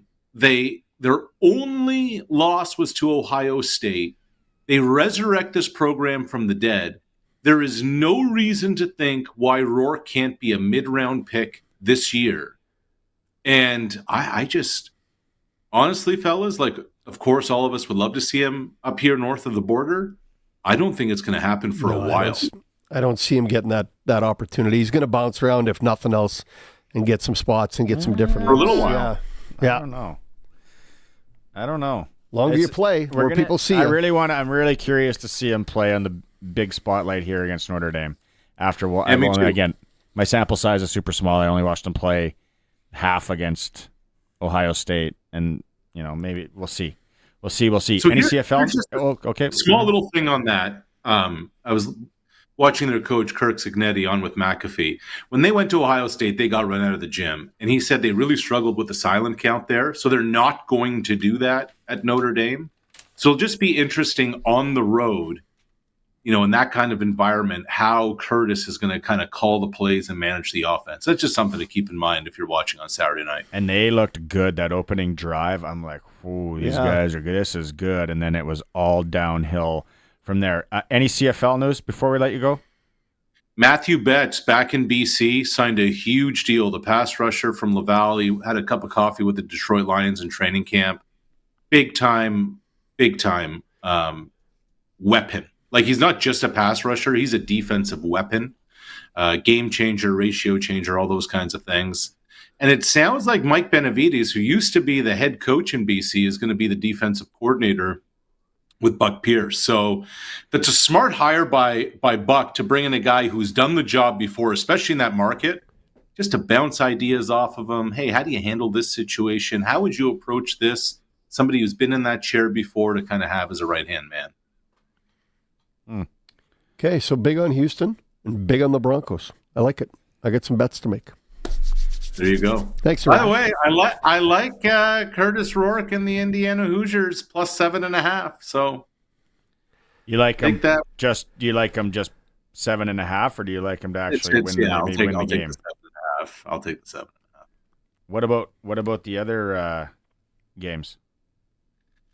I just think I think Ohio State's vulnerable, even though they're at home. I think Tennessee's a really good team. I always like SEC teams. Here's the other one, and I know this sounds very basic, but SMU is going into Penn State. It's going to be cold in Happy Valley. And that's a team from Dallas that's not used to those kind of conditions, used to the wind, and especially a cold football for their quarterback. Penn State can't beat elite teams, but Penn State can beat SMU. The Pony Express going down. Yeah. And then they get to play the mighty Boise State team? Broncos. It's weird. It's weird. Really weird. All right. Have a great Christmas. Off next week. There it is. There it is. Curtis pulled it up outside MetLife Stadium. Sell the team, the banner. It's just sell the team. That's fantastic. Those are the kind of guys that I'd like to hang out with. Guys that Just buy an airplane to drive a banner around. No, just to get that banner up there. Those are good people right there. Like Kevin, the physics teacher, getting a Monday Night Raw. See, you're younger than me. I was Saturday Night Main Event guy. The original stuff back in the day. Jesse the Body Ventura did Saturday Night Main Event. The original is Stampede on Saturday afternoon. Oh, Muckasing. Yeah, Muckasing. Yeah. Oh, Eddie Whalen. Then some dingy. I watched the Centennial Auditorium in the base. I got this. I don't even want to go down. In the meantime and in between time.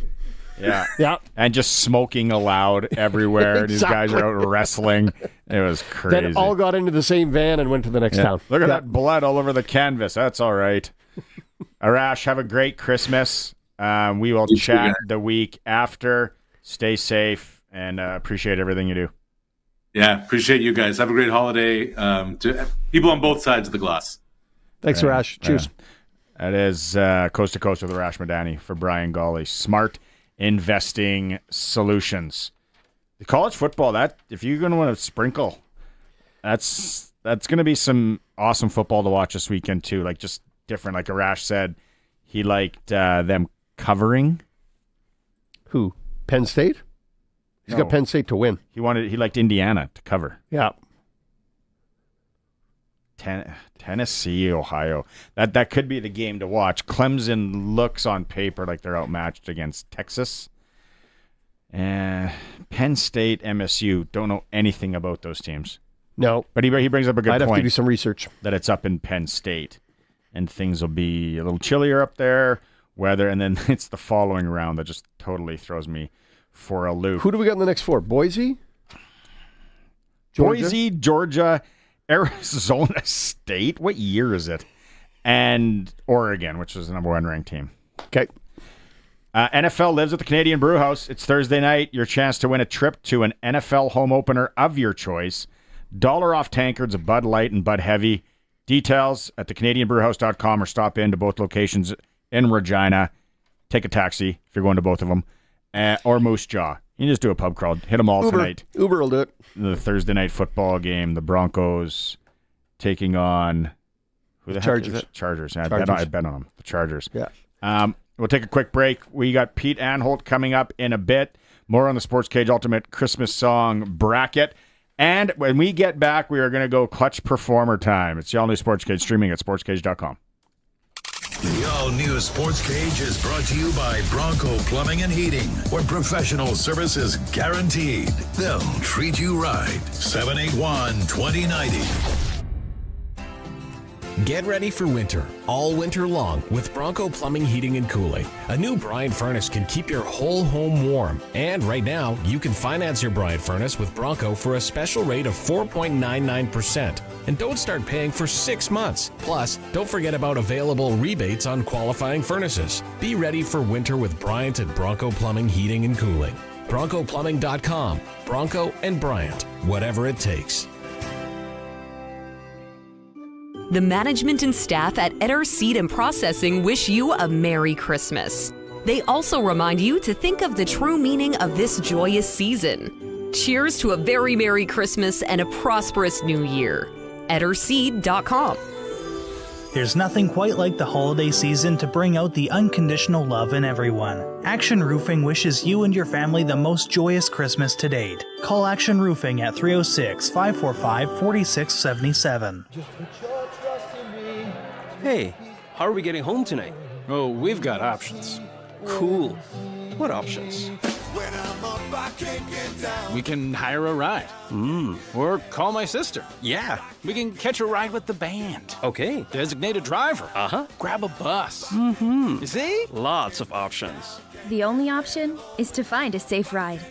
How you do it is up to you. From everyone at SGI, take care out there. 0% financing on Bronco Sport, 0% financing on Ford F-150, 0% financing on Ford Escapes. You see the trend here? Future Ford has 0% financing on their huge selection of new vehicles. The 2024 has to go, and they need to make sure they have room for all the 25s they have coming. I know what you're thinking. 0%? What else can you do? How about free oil changes at any Ford dealership in Canada and half-price extended warranty? Check out their inventory at futureford.ca or visit them at Future Ford in Melville today. 'Tis the season to be jolly while shopping for last-minute gifts at the Deck the Hall sale, starting tomorrow at Bass Pro Shops and Cabela's. They'd love new hunting gear, and you'll save up to 60%. Or save up to 40% on select clothing like Under Armour women's rival tunics. Not sure what they'd like? Pick up a gift card in-store and save 10%, limit 5 per household. Shop the Deck the Hall sale starting tomorrow at Bass Pro Shops and Cabela's.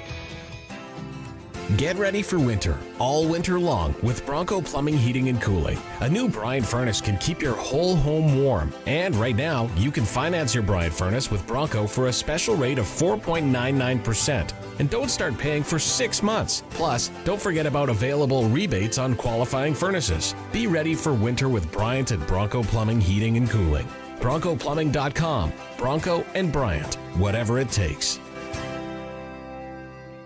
There's Sunday Fun Day, Manic Monday, and now Burrito Thursday.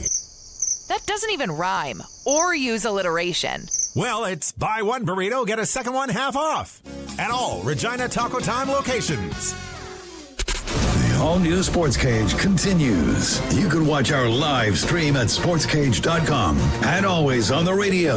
Saskatchewan's voice for local sports, 620 CKRM. Welcome back to the Sports Cage. Brian Shinkaruk, Sharkey, Curtis, and Colson on this Thursday. Clutch performer time for our friends at Nick's Service in Emerald Park, your local Massey Ferguson, Challenger, Rogator, Gleaner, and Fent dealer. Call 781-1077. We had a text message come in earlier. One of the votes was from Kipling.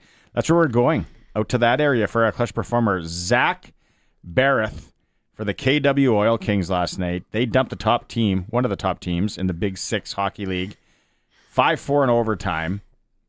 And also Austin, he's the goalie.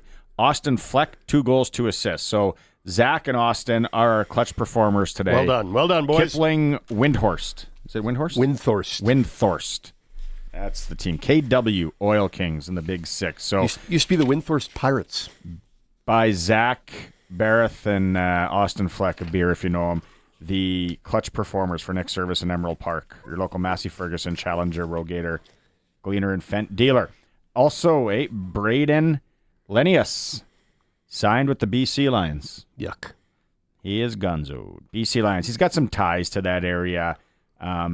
He went to North Vancouver's Carson Graham Secondary School. And then he did have a little bit of University of Washington Husky time. So he knows that area. He likes that area. The story is up at sportscage.com. If you want to go check it out, you can also check out the stream and subscribe to this program as we go racing for 1,000. Quick break. When we come back, we're going to talk to the general manager of Team Canada at the upcoming World Junior Hockey Championships from Nacum, Saskatchewan. Pete Anholt. It is the all-new Sports Cage on the home of sports in Saskatchewan, 620 CKRM.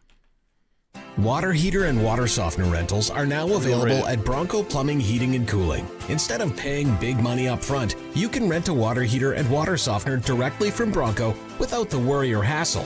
They have a long history of renting water heaters and water softeners, and they're maintenance-free. Bronco comes and does all that for you. Saskatchewan's best water heater rentals are from Bronco. Call 306-781-2090. Professional, courteous service. BroncoPlumbing.com. The holidays are a wonderful time full of happiness and warmth. The workers of Unifor 594 wish our neighbors a safe, happy holiday season and all the best in 2025. This holiday season, Secondhand Wonderland would like you to have a first-hand Christmas. May Santa bring you all the best retro gifts for a throwback good time. 311 Albert Street. Happy holidays and have a safe new year from Harvard Media. Get it hot and get it fast. Western Pizza. You hear those jingle bells? That means the holiday season is on its way. So it's time to start planning your work or family holiday parties. Leave the cooking to Western Pizza and enjoy all your Western Pizza favorites this holiday season. Call your local Western Pizza about catering or hosting your holiday get-together today. And get it hot and get it fast. Western Pizza.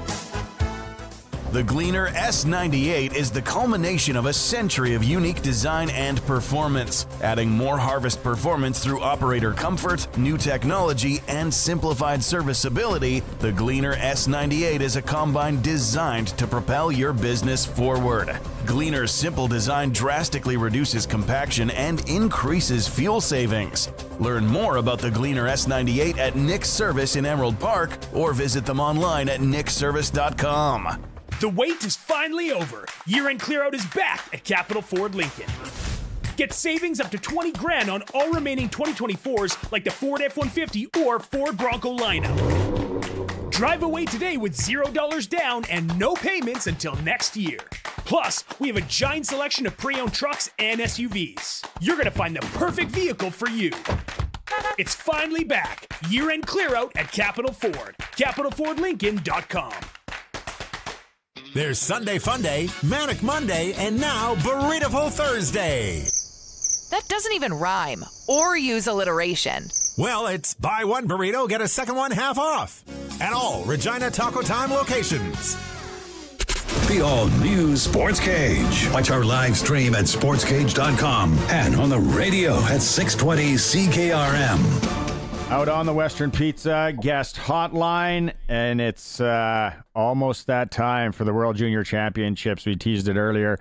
Joining us, got to grab a few minutes of his time, Pete Anholt, manager of the World Junior team this year for Canada. Okay, so Pete, first off, I was joking with you, talking to Les Lazaruk, who you know well, on Tuesday.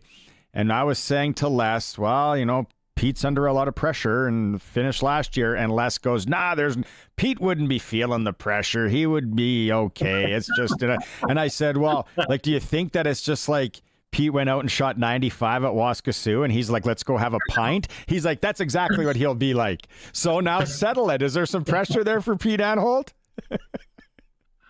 Well, I don't think it's just on me. You know what you do know, Barney, is that the country is watching. You understand that, and you understand the magnitude of the tournament. And it really hit me last year. It didn't really hit me until we were around Sweden there, and the number of Canadian fans that were there. And then when we were playing the Swedes that one game and they came out and of course it was half Canadian, probably more than half were Canadian. And, it hits you there, how important this is to the Canadians and how they follow it. So, but it doesn't change your job. It doesn't change what you have to do. You just go about it. You make decisions, and they're hard decisions. But pressure isn't really the right word. I don't think. You just feel how passionate people are, and that happens when you're with your own major junior team or you're with the World Junior team. It's just kind of the same. It's just a little bit bigger stage. Okay, I'm going to let Les win that one then. I think Les was more correct than me. What's the one thing, if there is one thing, or the major thing that you learned going through it last year? Preparation. I think, we, for whatever reason, we don't have to go through it too much, but we didn't have a summer camp. We didn't name our coaches till October. Our coaches didn't even see each other get together till we were in October having our first meeting. we're chasing it a little bit, and there was that side of it, but there was also the COVID side where the 04 group didn't have U17, didn't have U18, didn't have the same things that other years had previously, and then what this group has had this year also. So I think, Barney, really the preparation has been really key. Our summer camp was really important.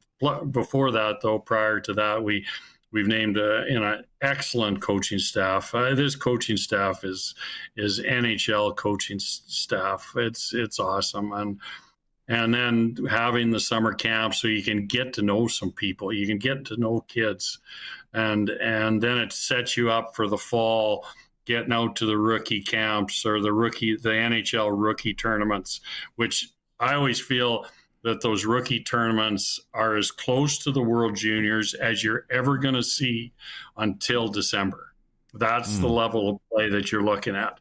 So even though you watch them in the CHL and people say, well, gee, he's doing this, he's doing that with his team, that really doesn't really come into play in a lot of ways. Yeah, it's nice to see a guy playing well, but you're looking at a lot of different things in a person's play. It's not just this, and certainly not just stats. Stats are just one part of the thing, and the evaluation. So, yeah, I think that evaluation and preparation is probably the two things that we've got over top of last year, and I've always kind of felt bad for the coaches last year. I said to them, we kind of hung an anvil around their neck and sunk them, I think, and it's too bad. Those are good people and good coaches. Wow, that's a great look behind the curtain. The thing is, we're going to get into all the Sasky players. It's just littered with Sask. You and I talked, late summer. It was awesome. Shout out Nacum, right? Your hometown. What does Regina's Al Murray bring to this group? Wow. Well, experience and his knowledge of the players and how he breaks down the importance of all the different positions and he stacks the players and just his experience is really important and we had a pretty good idea what this team was going to look like in September, really. And then it was just a matter of filling in from there. We wanted to have a small camp in December, which I think that has worked out in our favor also. Al is just such a professional, how he goes about his business. And, I was really lucky to be able to work with him because, we thought along the same lines. I don't know if we really ever argued. We certainly discussed a lot each day. We talked probably every day for 3 months, and sometimes multiple times. So that was just, it was just a really good experience. It's funny because, like you said, what it means in Canada, and we've all followed it. I remember watching the Stéphane Fissé and Manny Legacy as a kid, and then it being in Saskatoon.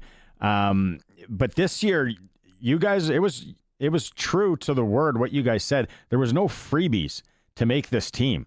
Like you said, you maybe had a good idea in September, but there hasn't been a lot of times when players that played on the team didn't play the next year. But you guys were true to your word, and we're building a new team here, and there was no freebies. We had to be better, Barney. Ultimately, we weren't good enough, and really, when you break it down, we were one goal away from getting to the semis. I mean, it wasn't as though we were terrible, but really, I felt that a lot of those players weren't ready for that stage. This is a different stage. And people don't really understand it until you're in it and you see it and you are part of it and you listen to the coaches of how things are in the bench and I just think that it's a stage that people don't really understand until you're in it. And that's where, some of our returning players are going to be, better for it. But they also saw that we didn't return some players from last year, and that, I think, made a serious statement to our group. Let's go through the Saskey boys quick here. First off, named captain today, Braden Yeager, a guy that you trade for. Now you got in Lethbridge. Just some quick words on what Yags means. Real special player. I think the way he skates, the way he competes, the way he goes about his business, and I don't say this lightly in a sense. I think there's some players that really compete hard, but have kind of have a nastiness to them, or he competes at a high level, but does it in a classy way, like a Joe Sakic, like a Steve Yzerman. And I don't say those things lightly, Barney. I think when you look at how he plays and how he competes, and now he's got a championship under his belt with Moose Jaw, having a World Junior experience under his belt, he was a natural fit for the captaincy. A guy that played junior lobstick this year. He wasn't sure where he stood. I know his dad well. They weren't sure. He felt he left it all on the ice. Caden Price makes the team. Yeah, Pricer, he's one of those guys that I've always liked. Caden, as a player. I think he's one of those guys that he's a kind of a utility knife in a lot of ways, or a Swiss Army knife, you might say.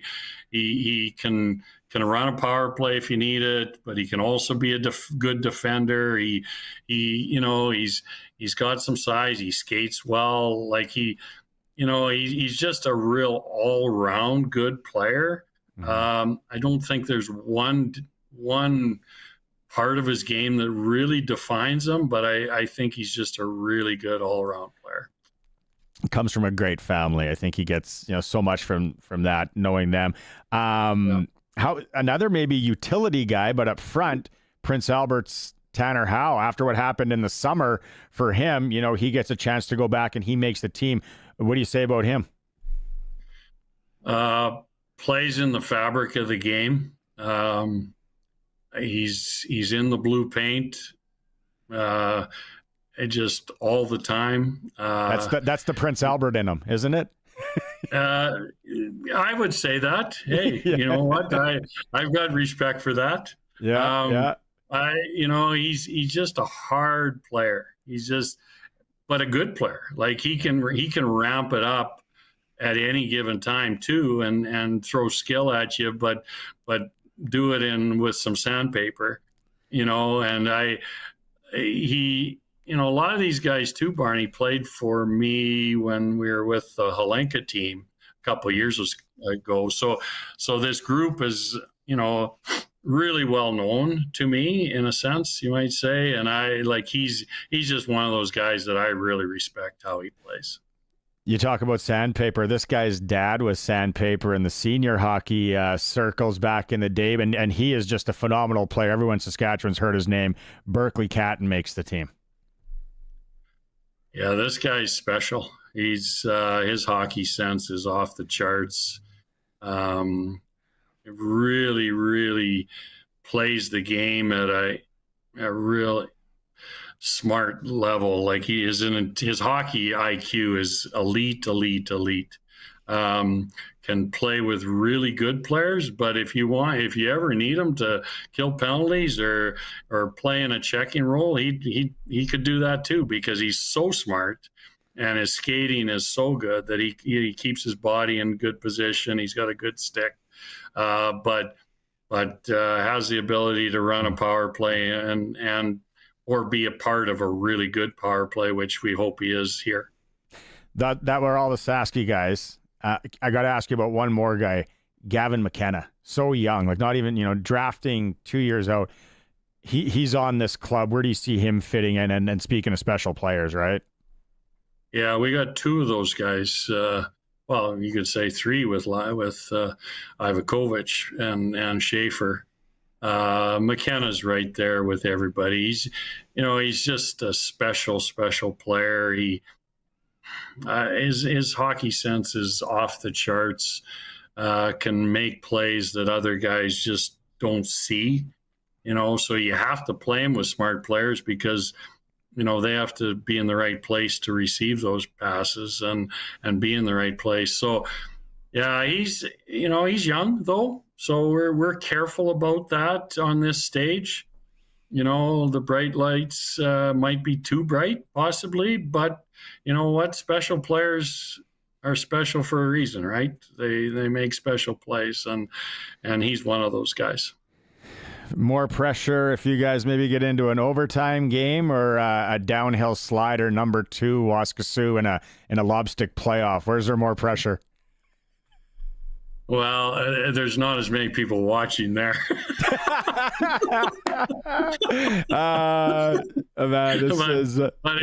you got the ball above the hole on number 2 and you got to run it in, you I don't know, your knees might be wobbling there. That's where all these Sasky boys will know what you mean if you ever break the tension with that. Yeah, no, it's good. Hey, again, thanks so much. I know you're a busy guy. I really appreciate this. Really rooting for you. Just so many. So there's never been this many Sasky guys on the team. This is super special for our province. And thanks for taking some time today, Pete. Thanks for having me. Yeah. Good luck. Go get it, eh? Thank you. Pete Anholt, general manager of the World Junior team. Kicking things off Boxing Day. So excited. Sasky well represented. It is the all-new Sports Cage. We're streaming at sportscage.com. The Bellamy Brothers are coming to the Connexus Arts Center Wednesday, April 30th at 7:30 p.m.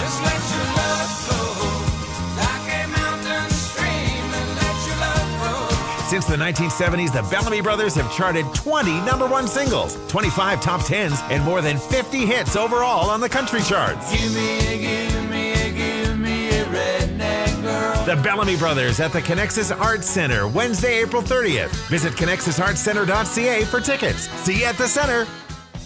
The team of experienced farmland real estate agents at Shepherd Realty in Regina has just listed for sale 15 quarters of grain land with irrigation near Riverhurst, 4 quarters of grain land near Lee Ross, 3 quarters of grain land near Perry, and 1 quarter of grain land near Pilot Butte.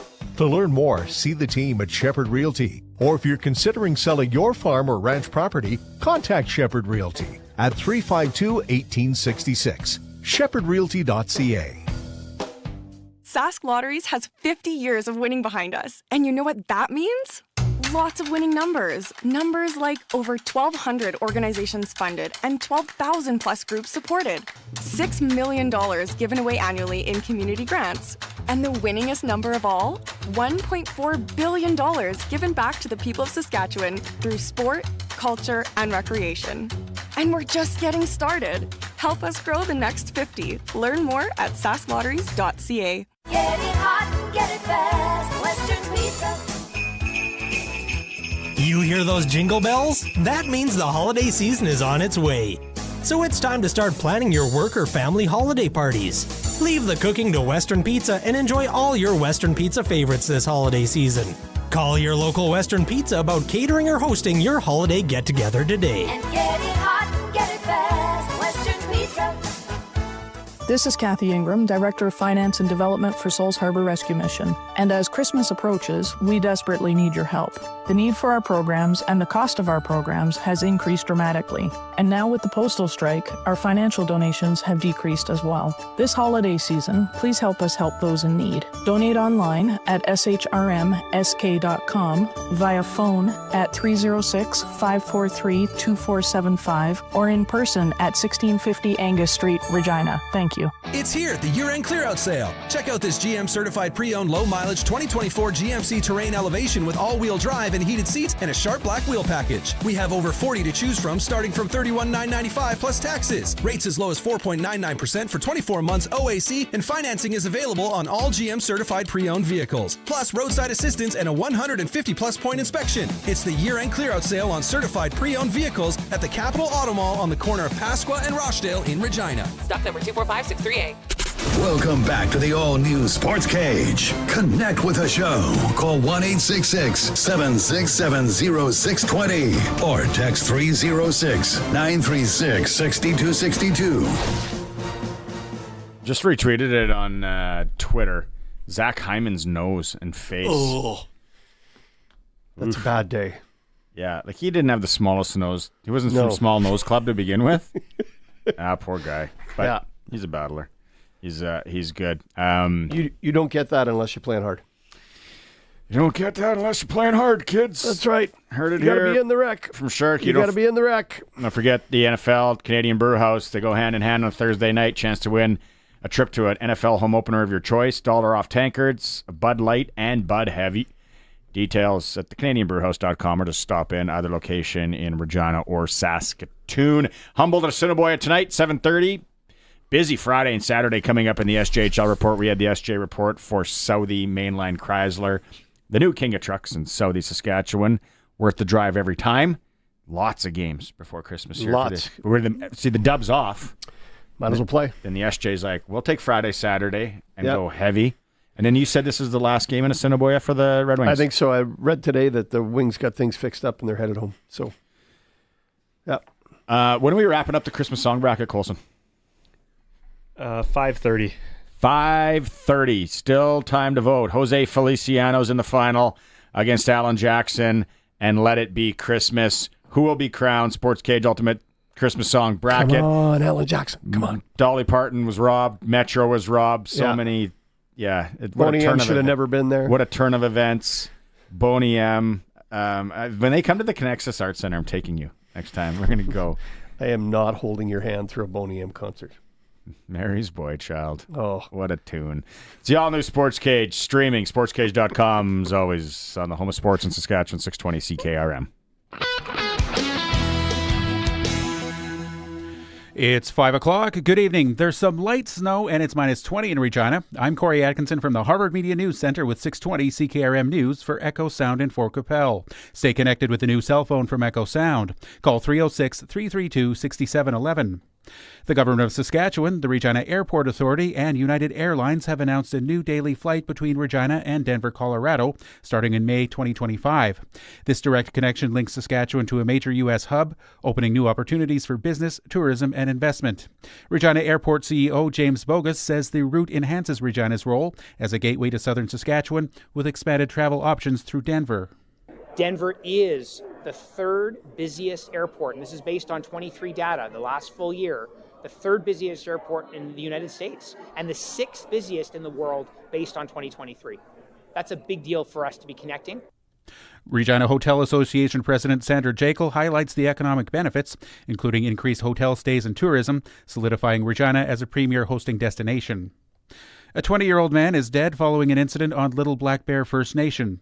File Hills Police Service responded to a call Wednesday morning and found Devin Bellegarde injured. He was pronounced dead by EMS. Police say the death is suspicious.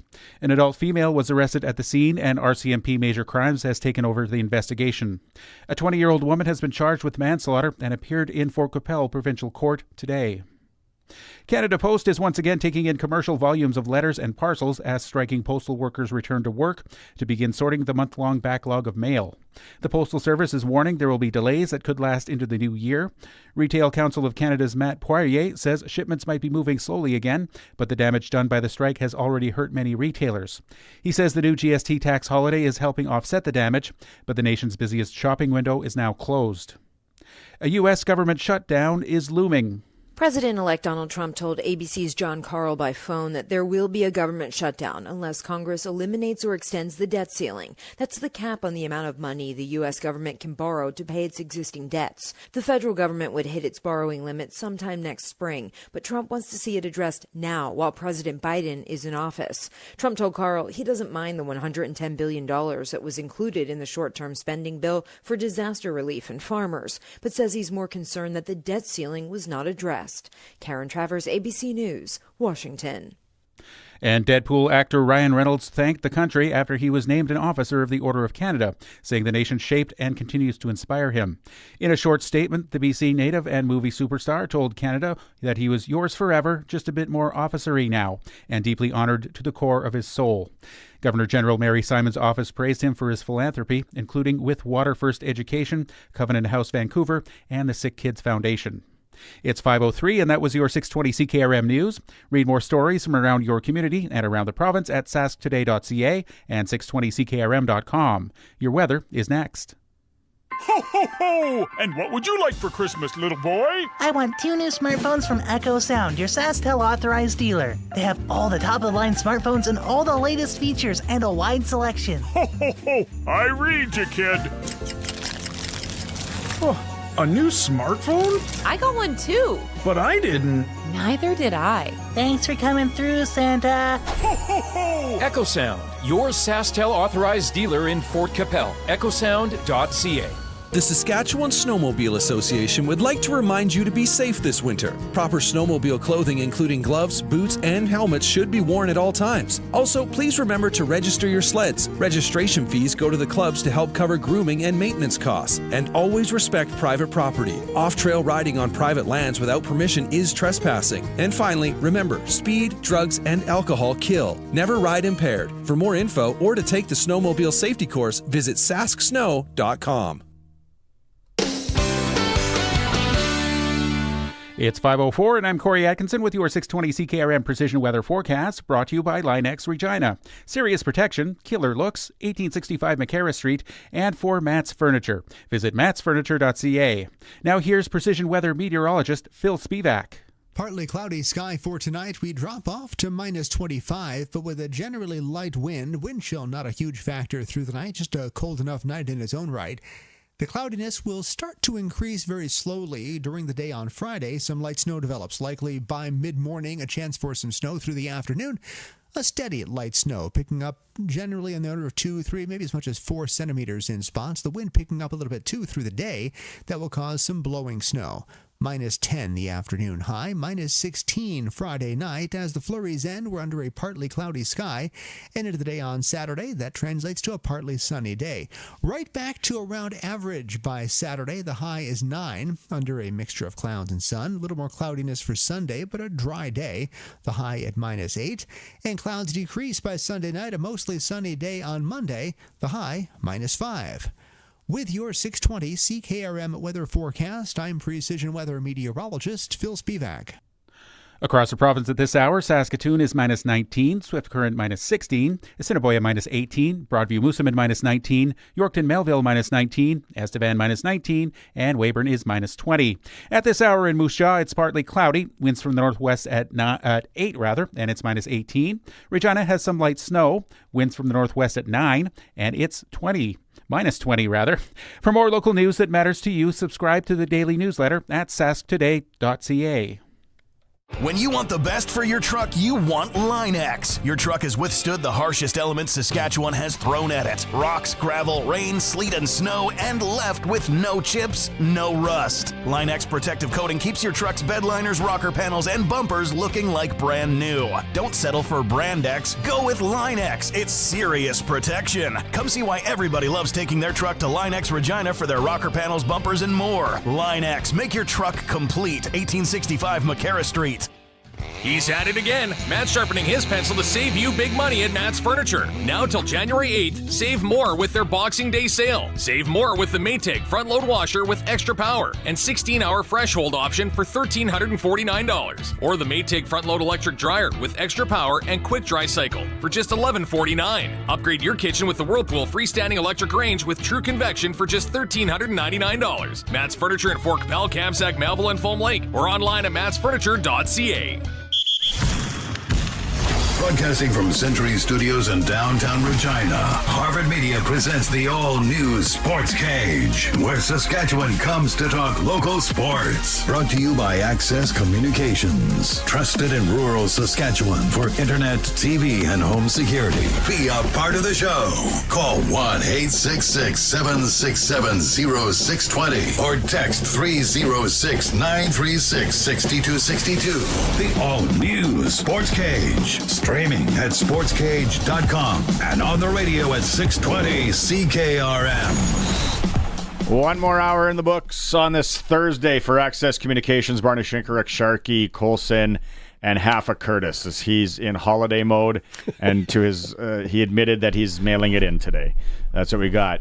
Great interview there before the news with General Manager of Team Canada, Mr. Pete Anholt, former General Manager of the Waskesiu Golf Course. Getting things done. We're going to continue the World Junior talk here in moments with Craig Button from TSN. In the news there, they had the story about United Airlines starting service from Regina to Denver, Colorado in May. So I went on and I'm like, oh, maybe there's a quick little introductory price. Little vacation for the family? Yeah. I could probably fly to Auckland for the same price. What a deal. Man, flying out of Regina is like the absolute. I don't think there's a direct to Auckland. Western Pizza tonight. Perfect night for Western Pizza. Let's go out on the Western Pizza guest hotline. Joining us, making some time for us as things are probably going to get extremely busy for him over the next couple of weeks. Craig Button from TSN. Craig, is it going to get really busy? Like, when does it start to just, you're going with your hair on fire? Well, I don't know if my hair will be on fire, but it's already busy. We got a pre-tournament game tonight, the first one for Canada. So it gets going right here tonight. With everybody wants to get a glimpse at the team. Dave Cameron can't wait to get behind the bench and start working with the players, and that's how it's going to be right through January 5th. There's no rest for the weary. So it's fun, though. It's a thrill ride. That's what I call it. Are there some moments that are a little bit more difficult? Yeah, but it's a thrill ride all the way through. What is this team? This tournament is so difficult now, and that's the thing is, I look back to the 90s and where it's like, it's Canada and the Soviets and maybe somebody else sprinkled in.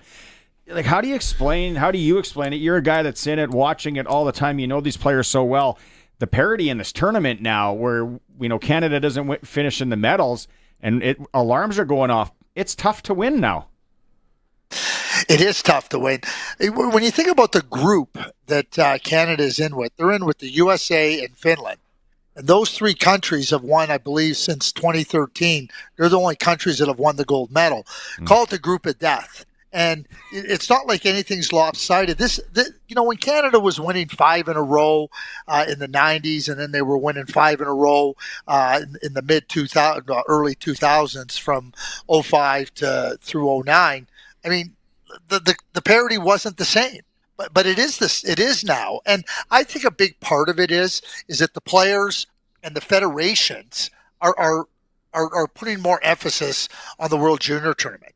And Canada's led the way there. And when you think about the U20 tournament and you think about the competitive level and the resources that are put in, summer showcases, summer events, training, and everything that goes with it, it's become significant. And I think that Canada has been instrumental in the parity, being on display in this tournament. And, I don't think Canada makes any apologies for helping this tournament become but more competitive and a little bit more uncertain. That might disappoint Canadian fans, but at the same time, Hockey Canada has done a great job of really, really spreading what a successful template looks like for other countries around the world. So spinning that story and that conversation out, Craig, how would you seed this tournament? right? I mean, you talked about the group of death with Finland and the United States and Canada, but yet Sweden, the Czechs, and what's going on the other side is no gimme either. Like there's not a free ride in here unless Kazakhstan's on your board. How would you seed this tournament if you're going to do it? There's a pressure question. There's a pressure question. You know, when you look at it, let's just look through Canada's schedule here. I think it's great that they start against Finland. I think that's a really good test after 3 pre-tourney games to understand that you're going to be challenged in ways that are going to help you become better over the course of the tournament. I go back to the 2020 tournament in Czechia. You know, like Canada won their first game. They lost their second game. You thought the sky was going to fall. And after each team had played 2 games, that was the USA, Russia, and Canada at that time. They're all 1-1. Dale Hunter said to me, he said, I think if you asked every coach, they would all say the same thing, that we expected to be 1-1. Canada never lost another game. It helped them really build for the rest of the tournament en route to the gold medal, beating Russia. And I think that the Finland game, they're not going to be challenged by Germany or Latvia, but that's where coaching comes in now. Really important for the coaches to stay on task with the players, because I believe that the New Year's Eve game is a preview of the gold medal game. The 2 favorites in this tournament are Canada and the USA. The USA comes into this tournament, and they believe that they're the best team. They're not taking a backseat to anybody. And they have a team that is talented, excellent goaltending, excellent on the blue line, big and strong and competitive, and they're going to be in the tournament. So I think that's the preview of the gold medal game. Canada shouldn't have a real challenge in the quarterfinal, and then it ramps up in the semifinal and obviously the gold medal game. Sweden is a notch below, in my view, below USA and Canada. I think Finland will be the other team playing in the medal round. Slovakia is on a down turn right here, and I don't think Czechia could be, I guess, the fly in the ointment for these other teams. It'll be interesting to watch how they get their game going early in the tournament, and if they can be a threat. They'll be playing in the quarterfinal, but can they be a threat, and what will the crossover game look like for them? I don't know if Hockey Saskatchewan is sending any stickers for them to put on their helmets, but this is kind of like, I feel like a little bit of Team Saskatchewan here. We'll get to that in a second, and especially when you take in Anholt and Al Murray in it as well. But the notable omissions, Craig, for you, which is maybe the one, or is there a couple? A lot of people are talking who's not on this team. Is there one that shocks you? It's so fascinating. You know, I go through this every year. In Canada, you know, there's so many talented players. I said this in the summer. So there's going to be a lot of good players not invited to the camp. There's going to be a lot of good players not make this team. And that is a good thing for Canada. And when you're playing hockey in this country, it's real simple. You select a team and you win or you don't.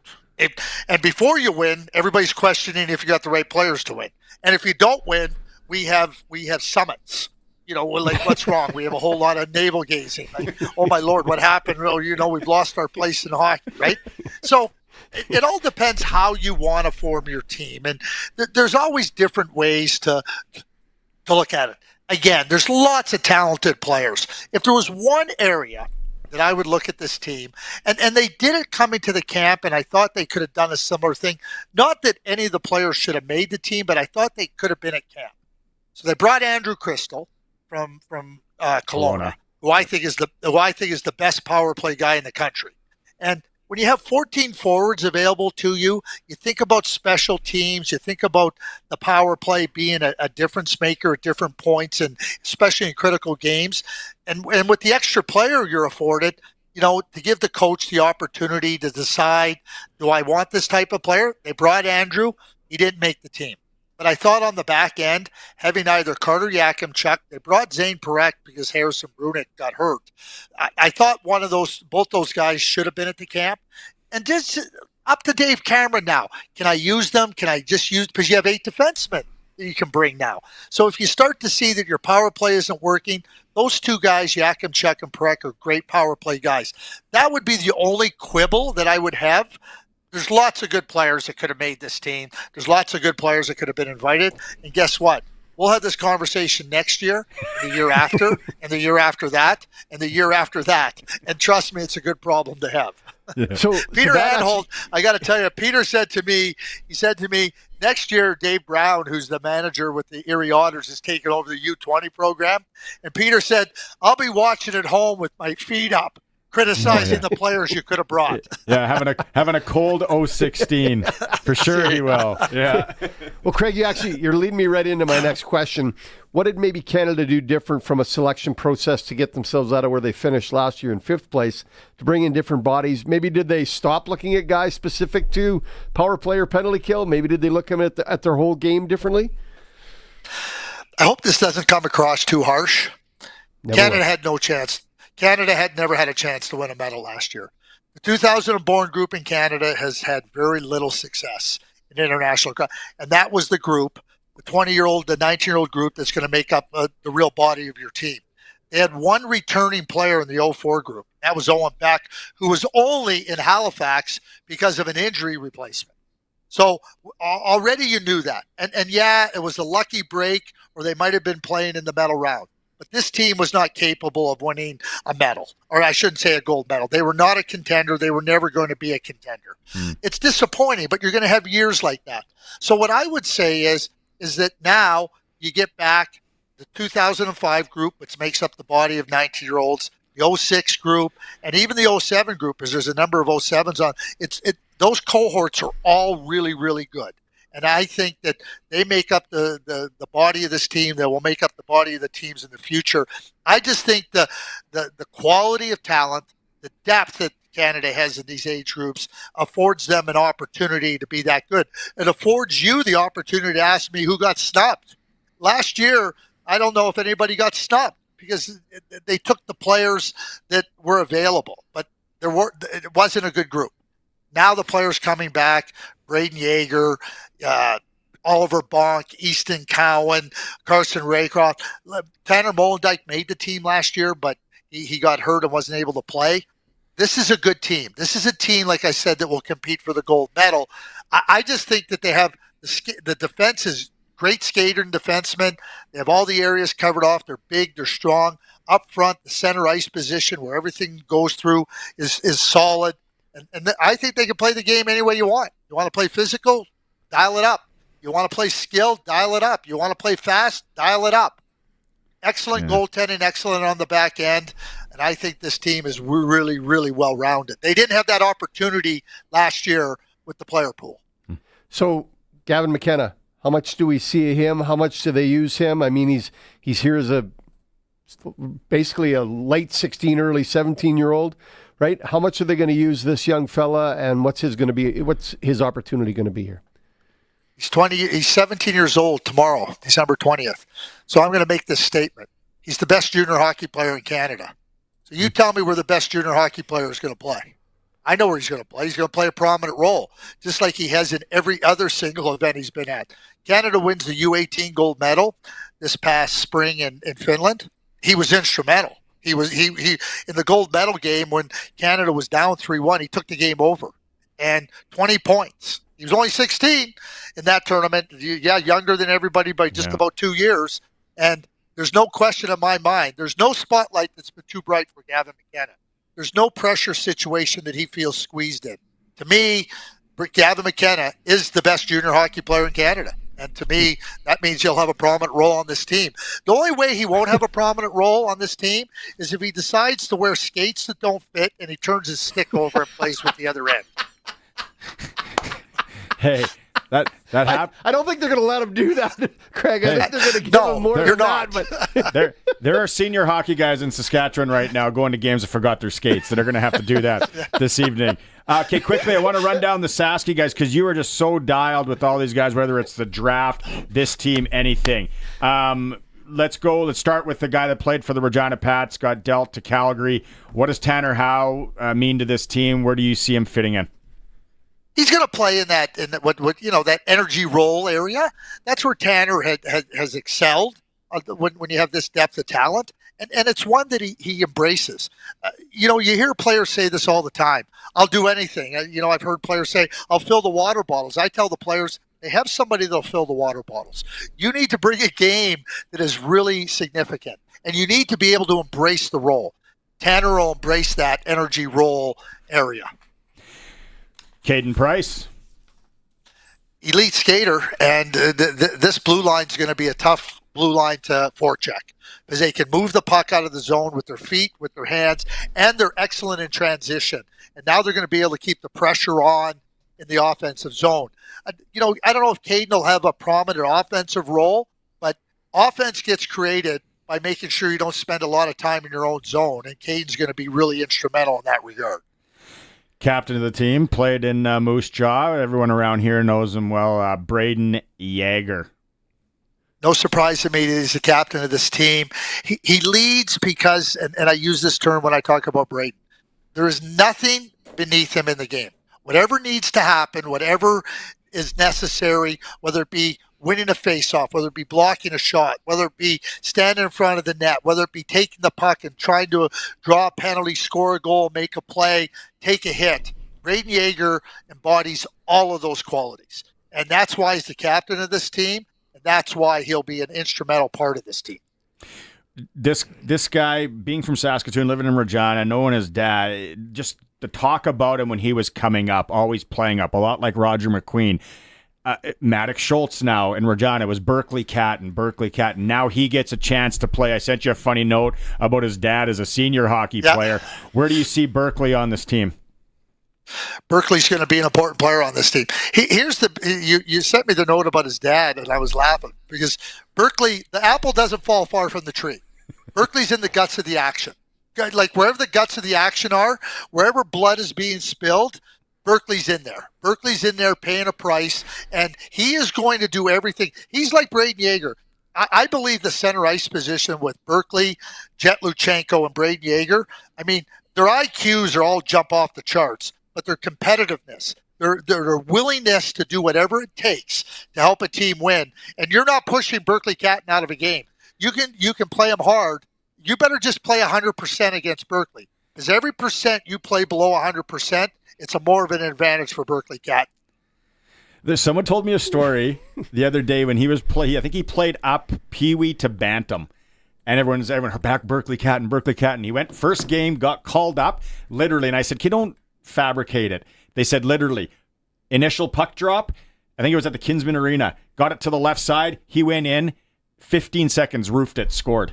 First ever game up Pee-wee to Bantam. And everyone was like, "Oh, this kid is for real." It's like the Maddox Schultz thing we're seeing right now. And you know what? It's never. I'm a 77. I followed this thing forever. There has never been 4 Saskatchewan players on this team. And then you add Nakum's Peter Anholt, and you add Almer. This thing's littered with Sasky, which is so good for Saskatchewan hockey, Craig. It really is. And so my last question, because Peter's a good friend of mine. What were the greens like at the Waskesiu golf course? Because my understanding was that was his area of most responsibility. Food and beverage were probably Pete's main focus. Trust me, you want to have a beer with Pete on the patio at Waskesiu Golf Course. No, that course has been in awesome shape for the last, 17 years. But they just lost their greenskeeper this year. I don't even know if Pete knows that. He's retiring, so they're going to have to find a new greenskeeper. No, but he's an absolute beauty. I know you're a busy guy.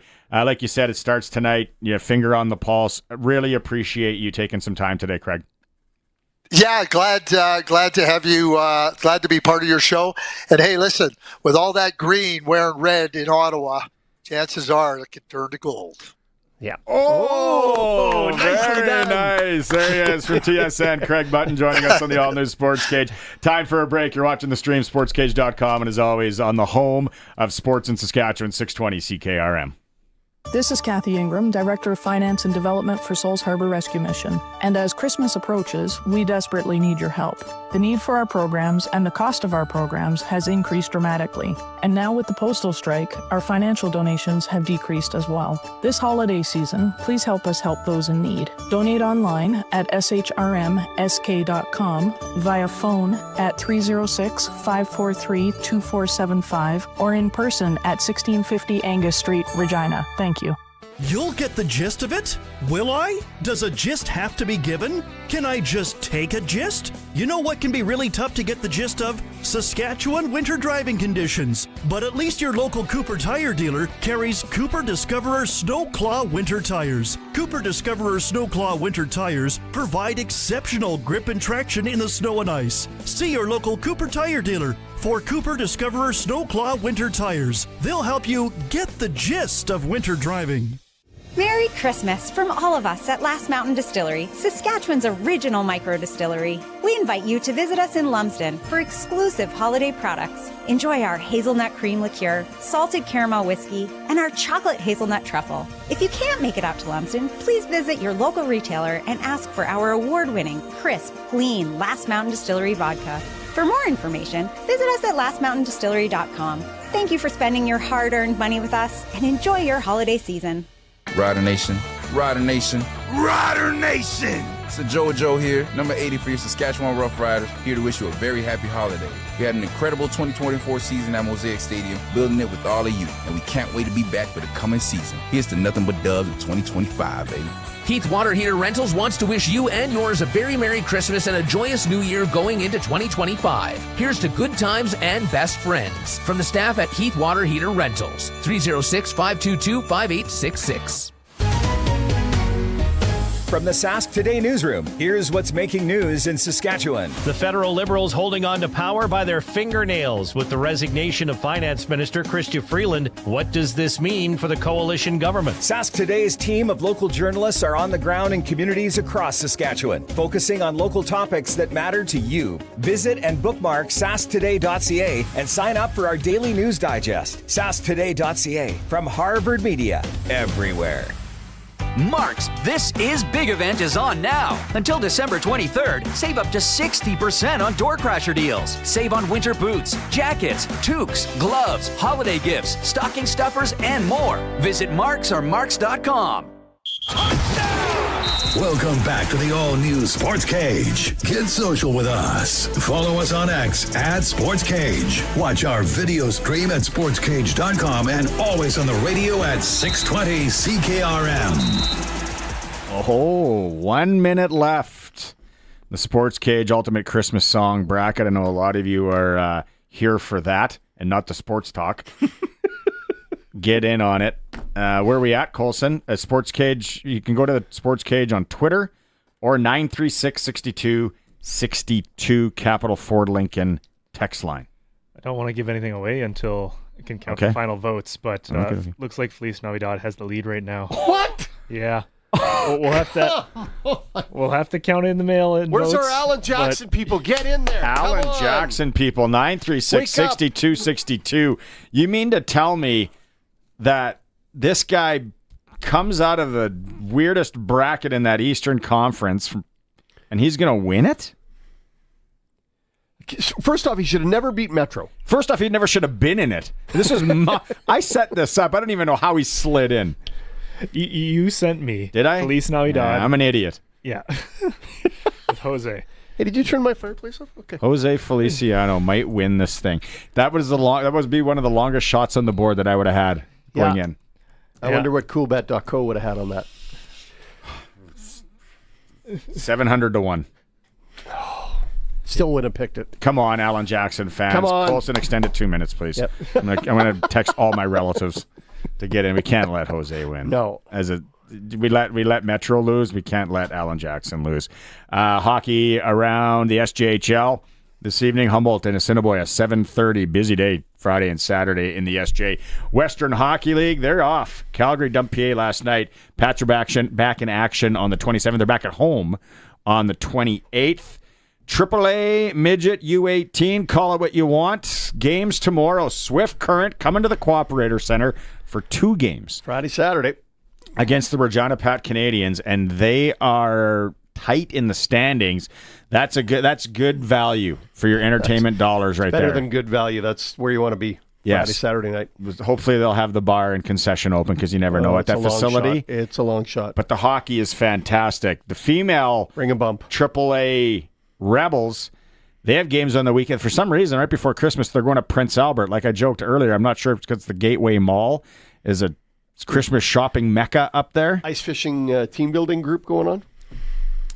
You got to drive a bit to go ice fishing up there. Yeah, you do, don't you? Yeah. Like I could see if they're going to play in Nipawin. Yeah, that'd be good.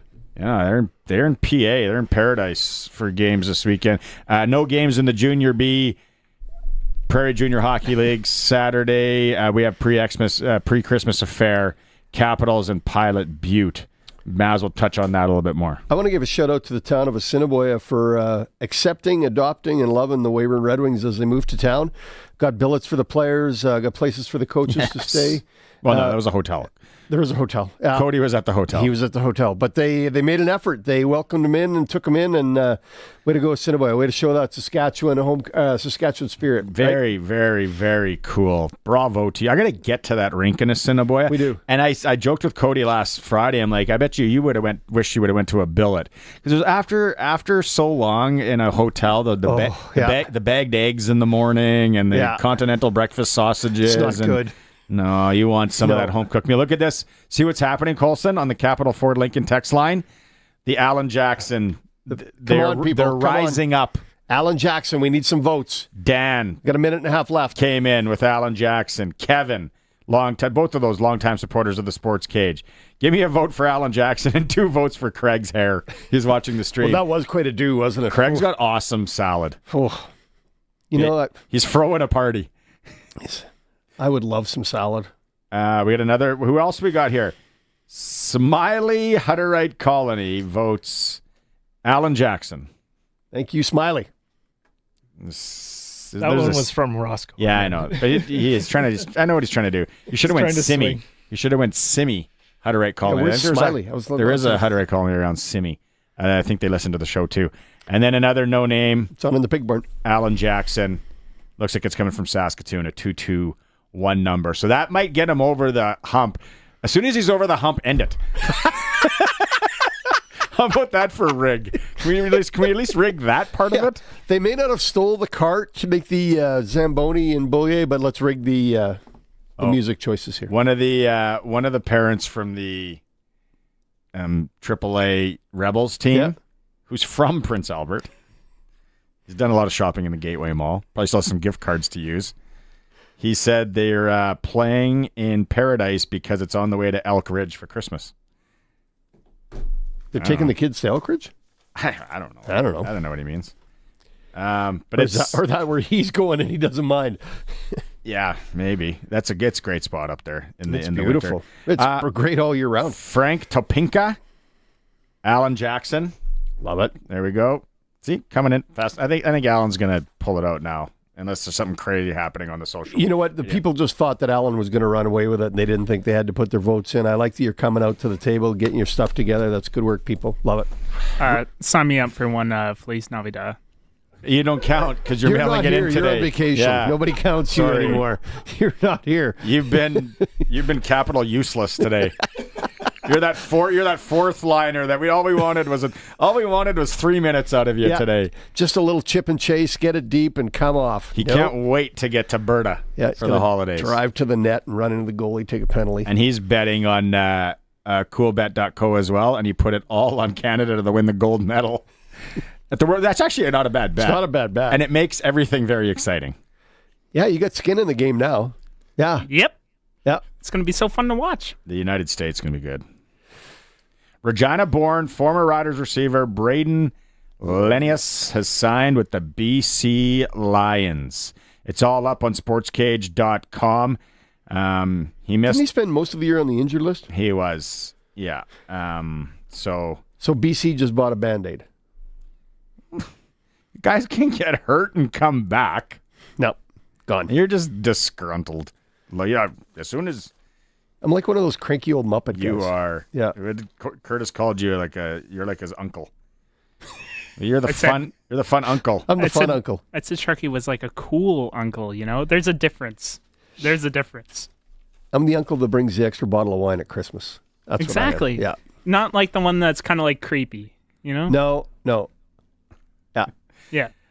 Also at sportscage.com. Checkers. If you go Let's on play there, checkers. You check on the hockey side. The SJHL power rankings are still up there. We said SJHL report is on Tuesdays with Benny Walchuk for Southie Mainline Chrysler, the new king of trucks in Southie Saskatchewan. Right now, over $13,000 off select 2024 Ram 1500s, 2024 Jeep Grand Cherokees. And on top of that, offering $10,000 cash back. Wow. It's almost like they're giving you a truck. Yeah, they like to support their SJHL and minor hockey, the whole mainline group. So I was looking at the SJ and the power rankings. Melfort. I wonder if they stay there all year. It's a challenge, first off, to stay there all year, but they do have the club, and they are playing in a way that's going to make them tough to beat all the way through their lineup. So they got a chance. I was talking to the commissioner of the league, Kyle McIntyre, the other day, and one of the fine gentlemen from Great Western Brewing. They really want us to go to Flin Flon with them when they do their trip to Flin Flon and do their Sportscage from there. And I am all in the technicians on the side, but they said they do the SJHL live game from there. Okay. No problems asked. So I don't know about internet feed and all that. Do we have a date for this? We looked at the schedule. There's a possibility of a first round playoff matchup. So early April, I think. Okay. So it's like we're doing 2 shows back to back. What? Like why would we do that? We just go up on a Friday or something. If they played on a Friday. And then we do this. Yeah, there's no Saturday show. There's no Saturday show, Sharky. Okay. Unless there's one that I don't know. Like it's like a speakeasy. Like you got to find it somewhere. I don't know. There's got to be one in Flin Flon. There's got to be. Yeah. No, there isn't. It's just the bar. Where is the bar? Right there. We're not hiding it from you. It's right there. It's got the big sign. BAR. Licensed beverage room. Yeah. One of my favorite places. Probably a Molson Dry sign hanging in the window. Won't even be dusty. So yeah, we could go do that. SJHL. I'm really curious on the SJ, how it's going to all play out this year, and some teams have lost some guys. And do you have a U of R report? I do. Okay, let's take a little story. Let's take a quick break. When we come back, Uncle Sharky is going to have a story and the U of R report. It is the all-new Sportscage on the home of the U of R Rams, 620 CKRM. Are you tired of Saskatchewan's harsh roads ruining your vehicle's finish? Stop stone chips, gravel rash, and scratches in their tracks with XPEL paint protection by Protex Regina. Experience a level of protection and ease of care like never before with their self-healing film, ultra-glossy ceramic coatings, and heat-blocking window tint. Never wax again, and never settle for less. Keep your vehicle looking brand new by contacting Protex Regina today for your free estimate. Protex Regina, powered by XPEL paint protection. On behalf of the File Hills Qu'Appelle Tribal Council in Treaty 4 territory, we want to wish our 11 nations a Merry Christmas and Happy New Year, and to all of our citizens and people of Saskatchewan, a safe holiday season and a great new year in 2024. Everyone at Shorty Generators wishes you and your family all the best this Christmas season, and to take a moment to reflect on warm memories. Merry Christmas from everyone at Shorty Generators. ShortyGenerators.ca. This winter, make sure you have tires that are ready to handle the snowy and icy roads, and get them at Quality Tire. If you don't have winter tires, this is the time to get them. At 7 degrees Celsius, the rubber on all season tires start to harden in the cold. With winter tires, you'll be able to stop sooner and avoid the accident in front of you, and start driving quicker in case the car behind you doesn't have winter tires from Quality Tire. With 9 locations across Saskatchewan. QualityTire.ca. Worried about your debt but don't know how to deal with it? My name is Jasmine Brown, a licensed insolvency trustee at BDO here in Regina. I talk to people about debt every day, and I understand how stressful your situation can be. During a free consultation, I can show you how to lower your payments and become debt-free. I can offer you immediate relief from that overwhelming stress. Call 1-833-BDO-TALK or visit bdodebt.ca to learn more. Everyone at Fries Tallman would like to wish you and yours happy holidays. We hope you build a mountain of holiday memories, and remember that time with friends and family is the foundation of the holidays. So don't ever cut a chance to celebrate with loved ones short, even if you'd rather lumber off to bed. We hope this holiday season is the best one you ever saw. Happy holidays from Fries Tallman in Regina and Fort Qu'Appelle. Let's get you building. Spend your day interacting with us. Call or text us 306-936-6262. Driven by Capital Ford Lincoln, Saskatchewan's #1 Ford retailer. CapitalFordLincoln.com on 620 CKRM. The all-new Sportscage continues. You can watch our live stream at sportscage.com and always on the radio. Saskatchewan's voice for local sports, 620 CKRM. We are going to reveal the winner of the bracket challenge momentarily. Colson is tabulating all the votes. He's got his crayons out. He's doing the work. Even the rigged ones. So we'll get to that in a second. U of R. What's that? U of R report. Unsponsored. If you're watching the stream, our friend Uncle Sharky has a nice U of R Cougars. Yep. Got my toque on. Also known as a wool hat for you that aren't from this area. Yep. Okay, go ahead. Fire away. What's up? Well, you know what? They're off. Everybody's off right now. Right? That's the report. No. Now we missed the hockey last weekend. Both teams played Manitoba. Screenshot this, like with the toque on and the fire in the background. Oh, yeah, it looks just legit. Beautiful. It's gorgeous, majestic. Yeah, keep that as my mugshot. Women hosted Manitoba. Men went to Manitoba. Both teams are chasing those in the playoff standings. Both lost Friday and both recovered and won Saturday. The men won 5-3. Women won 4-1. So women stay ahead of Manitoba for second place and home ice in the playoffs. Nobody starts again till the January 10th weekend when men's and women's hockey share U of S back and forth. That week, that New Year's Eve week, which is all weird, and then there's New Year's Day, and we're doing a show. We should talk to somebody. I'll effort it, and we'll get somebody when they used to have the chill out tournament in Saskatoon, the university hockey tournament. Yeah. That's like 1990s. 90 or 91, 92, something like that. Chill out tournament. It was great. Yeah. They used to bring an American team up. Yep. Cougs were number 1 in the country that year when they went and played at it. Wow. Chikai. Are you sure? Were you in the sauce?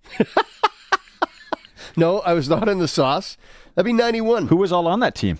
That was the Cote Hutchings, McKechnie, Len Nielsen, Rob Harvey era, right? Rod Hauk. No.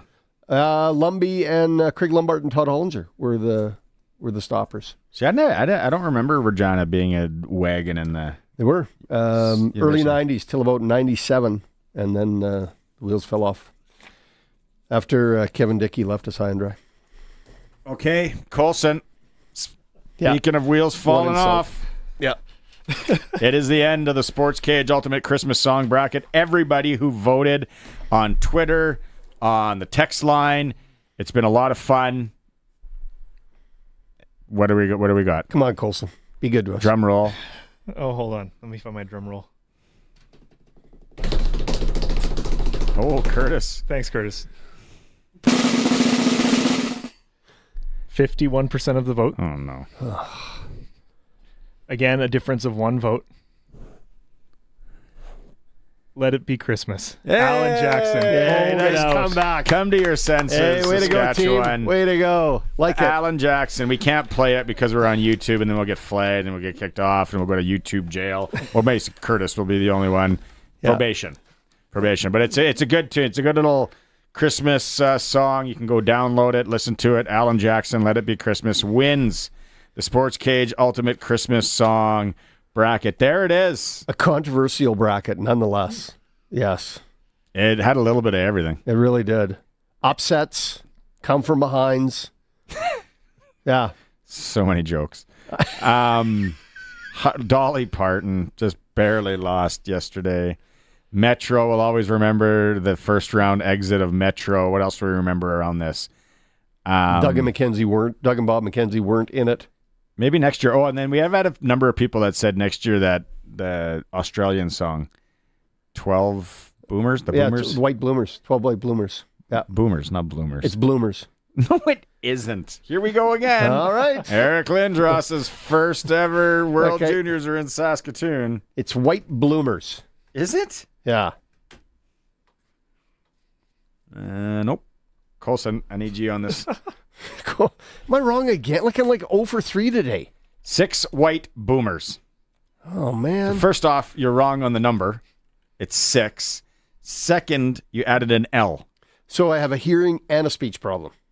Yes. And vision. It's all right. Man. You got a week to regroup before we come back. We're having a show on Boxing Day? No show Boxing Day. Okay. You know what's? We're gonna have the senior hockey report tomorrow for coolbet.co and Future Ford in Melville.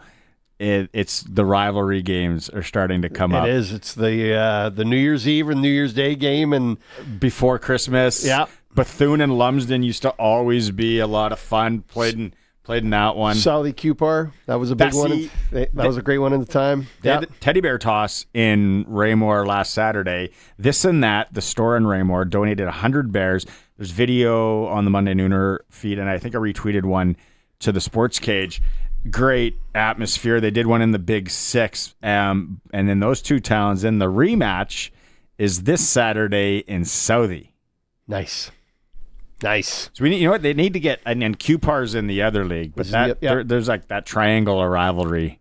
Oh, it was a great rivalry. The one of the best years Cupar had is the year Southie's rink burnt down, and their guys came over to play in Cupar. That was a great year to coach there. A lot of great guys. A lot of great rivalry games. One of the best ones I played in ever was Cabry Abbey. That would be huge. The only one I know that's bigger is Morse and Herbert. Morse would play Herbert. Oh, Lanigan Drake or at Watrous has been there's a number in the Delisle. See, I want to say like your Lorburn Conquest used to be in. I'm sure there was teams. Central Butte. No, that's too far. Too far, yeah. Too far. But there's a lot of close towns. Sask Valley, you could have Kenniston Davidson, but they're just Rostern. Who? Hague, yeah. Or Beardies. Yeah. Rostern Beardies. Yeah, no, there's it's fun around that. And like we said, Swift Current, Pat Canadians starting tomorrow at the Cooperator Center, 7:45. And then as you said, they're also doing it on Saturday. Hey, I got one right. It's a big day. Big day. I got something right. Ofer till that point. Have you seen the standings in the AAA loop recently? Not recently. Not today. So Moose Jaw went ahead of the Patsies when they won here. So they're 2 points up. And I think it's just Moose Jaw and the Patsies going to the Max tournament. I believe so, yes. Also known as the Circle K, but we're always calling it the Max tournament. Do we call the Midget Championship the Wrigley?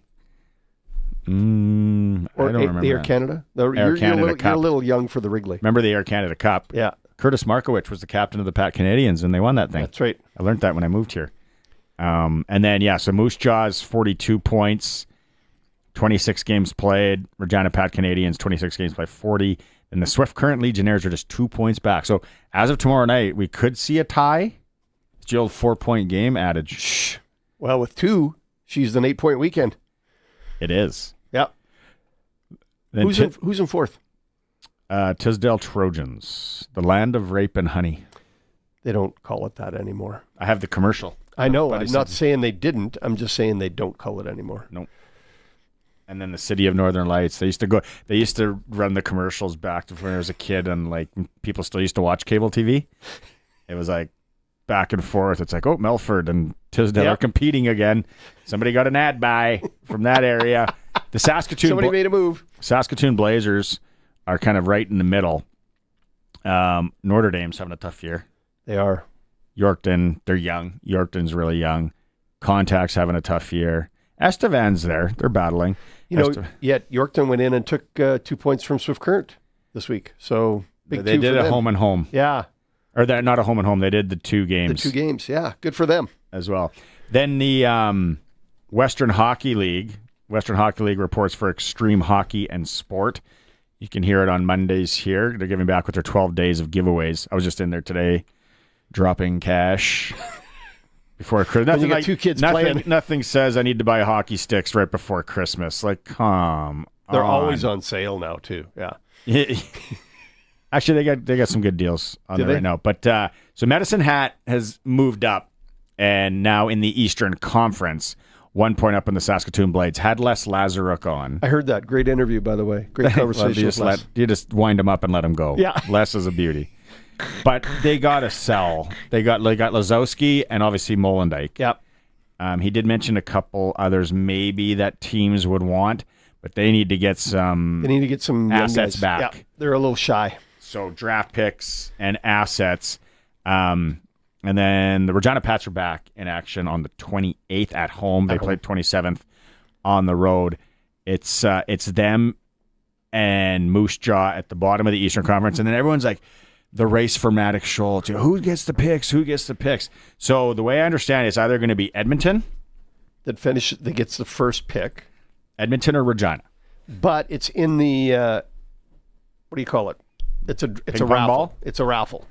I don't know if raffle's right. I don't know if they're Lottery. going Lottery. There you go. It's a lottery. The old Sharky, the Western Hockey League raffle. It's like it's a kinsman at the exhibition. They're selling tickets for a car. Come on, win a prize. Here we go. But yeah, Edmonton and Regina, it was actually sent to me by an unnamed source that you can have you can only move up a maximum of 2 spots as well. So 20th, 21st, 22nd have a shot at the first overall pick in the league. Finish last, you get 12 balls to win or retain first overall pick. Regina has their pick still. Edmonton has Moose Jaws. Yep. And Seattle's. And Seattle is in the basement of the Western. So it's Edmonton has the best odds to have the first overall. At this point. Well, I don't think Seattle's really going anywhere. And Moose Jaw's already made their deals. They got young. And so is Regina. Regina's got young. Even if they don't get Maddox Schultz, they're going to have like 4 picks or 9 picks in the first 2 rounds. Like, it's ridiculous what Alan Miller has stocked up for this year for picks. So he's going to have himself a bandwagon of a team in a couple of years. You want that. You want the local boy. Well, even if they don't get, you got to somehow get that pick. So the other thing, I don't know if Maddox is going to do the exceptional status. I think he's going to do this new roster. The 34-game roster composition changes that they came out with. That. And it's since he's played up already, he can play 34 games in the Western Hockey League, and it might even be more because of injuries and stuff with the players. You might be able to play more. I got to get total confirmation on that. But I think he does that and either plays AAA or if he has to move away, maybe academy somewhere. I can see as the AAA year goes on and how he finishes up, what that is probably going to affect the decision more than anything. If he ends up winning the league scoring race by a huge bunch, you got to declare it, I think, right in January here. Do they? I think they might just ride out the 34-game thing. Doesn't hurt him. Oh, no. Not at all. Come back next year. Yeah. As a 16-year-old. For $10, you can watch him play hockey tomorrow. Yeah. At the Cooperator Center. Because it's going to cost you a lot more very soon. Well, especially if he's with the Pats. And if he's in Edmonton, you're not going to get to go see him. So watch him on the stream. Yep. As they say. Yeah, no. So lots going on. That's what the kids are watching. Hockey-wise. Senior last night, we mentioned, and we got the report coming up tomorrow. Foam Lake, a scare from the Lanigan Pirates. 6-5. Foam Lake came back and won that one. Wadena was 5-2 over Leroy. Let's take a quick break. A little hockey rundown there for you. You are watching the stream at sportscage.com, and we are on 620 CKRM. Harvard Media is proud to introduce the Charity Art Auction in support of Creative Kids Saskatchewan. 2 classes from local schools go head-to-head in a friendly competition to raise funds while showcasing their artistic talents. The artwork is also proudly displayed at the Connexus Arts Center at the annual Winter Wonderland event. All proceeds benefit Creative Kids Saskatchewan. Place your bid now at harvardmediaauctions.com. It's the Charity Art Auction. In the midst of the Christmas celebrations, think of those less fortunate than ourselves. Arcola Co-op asks you to think about lending a helping hand to others during this most joyous of seasons. Merry Christmas from Arcola Co-op, just off Highway 13 in Arcola. Echo Sound in Fort Qu'Appelle want to wish you and your family a happy holiday, and may all your dreams come true this new year. echosound.ca.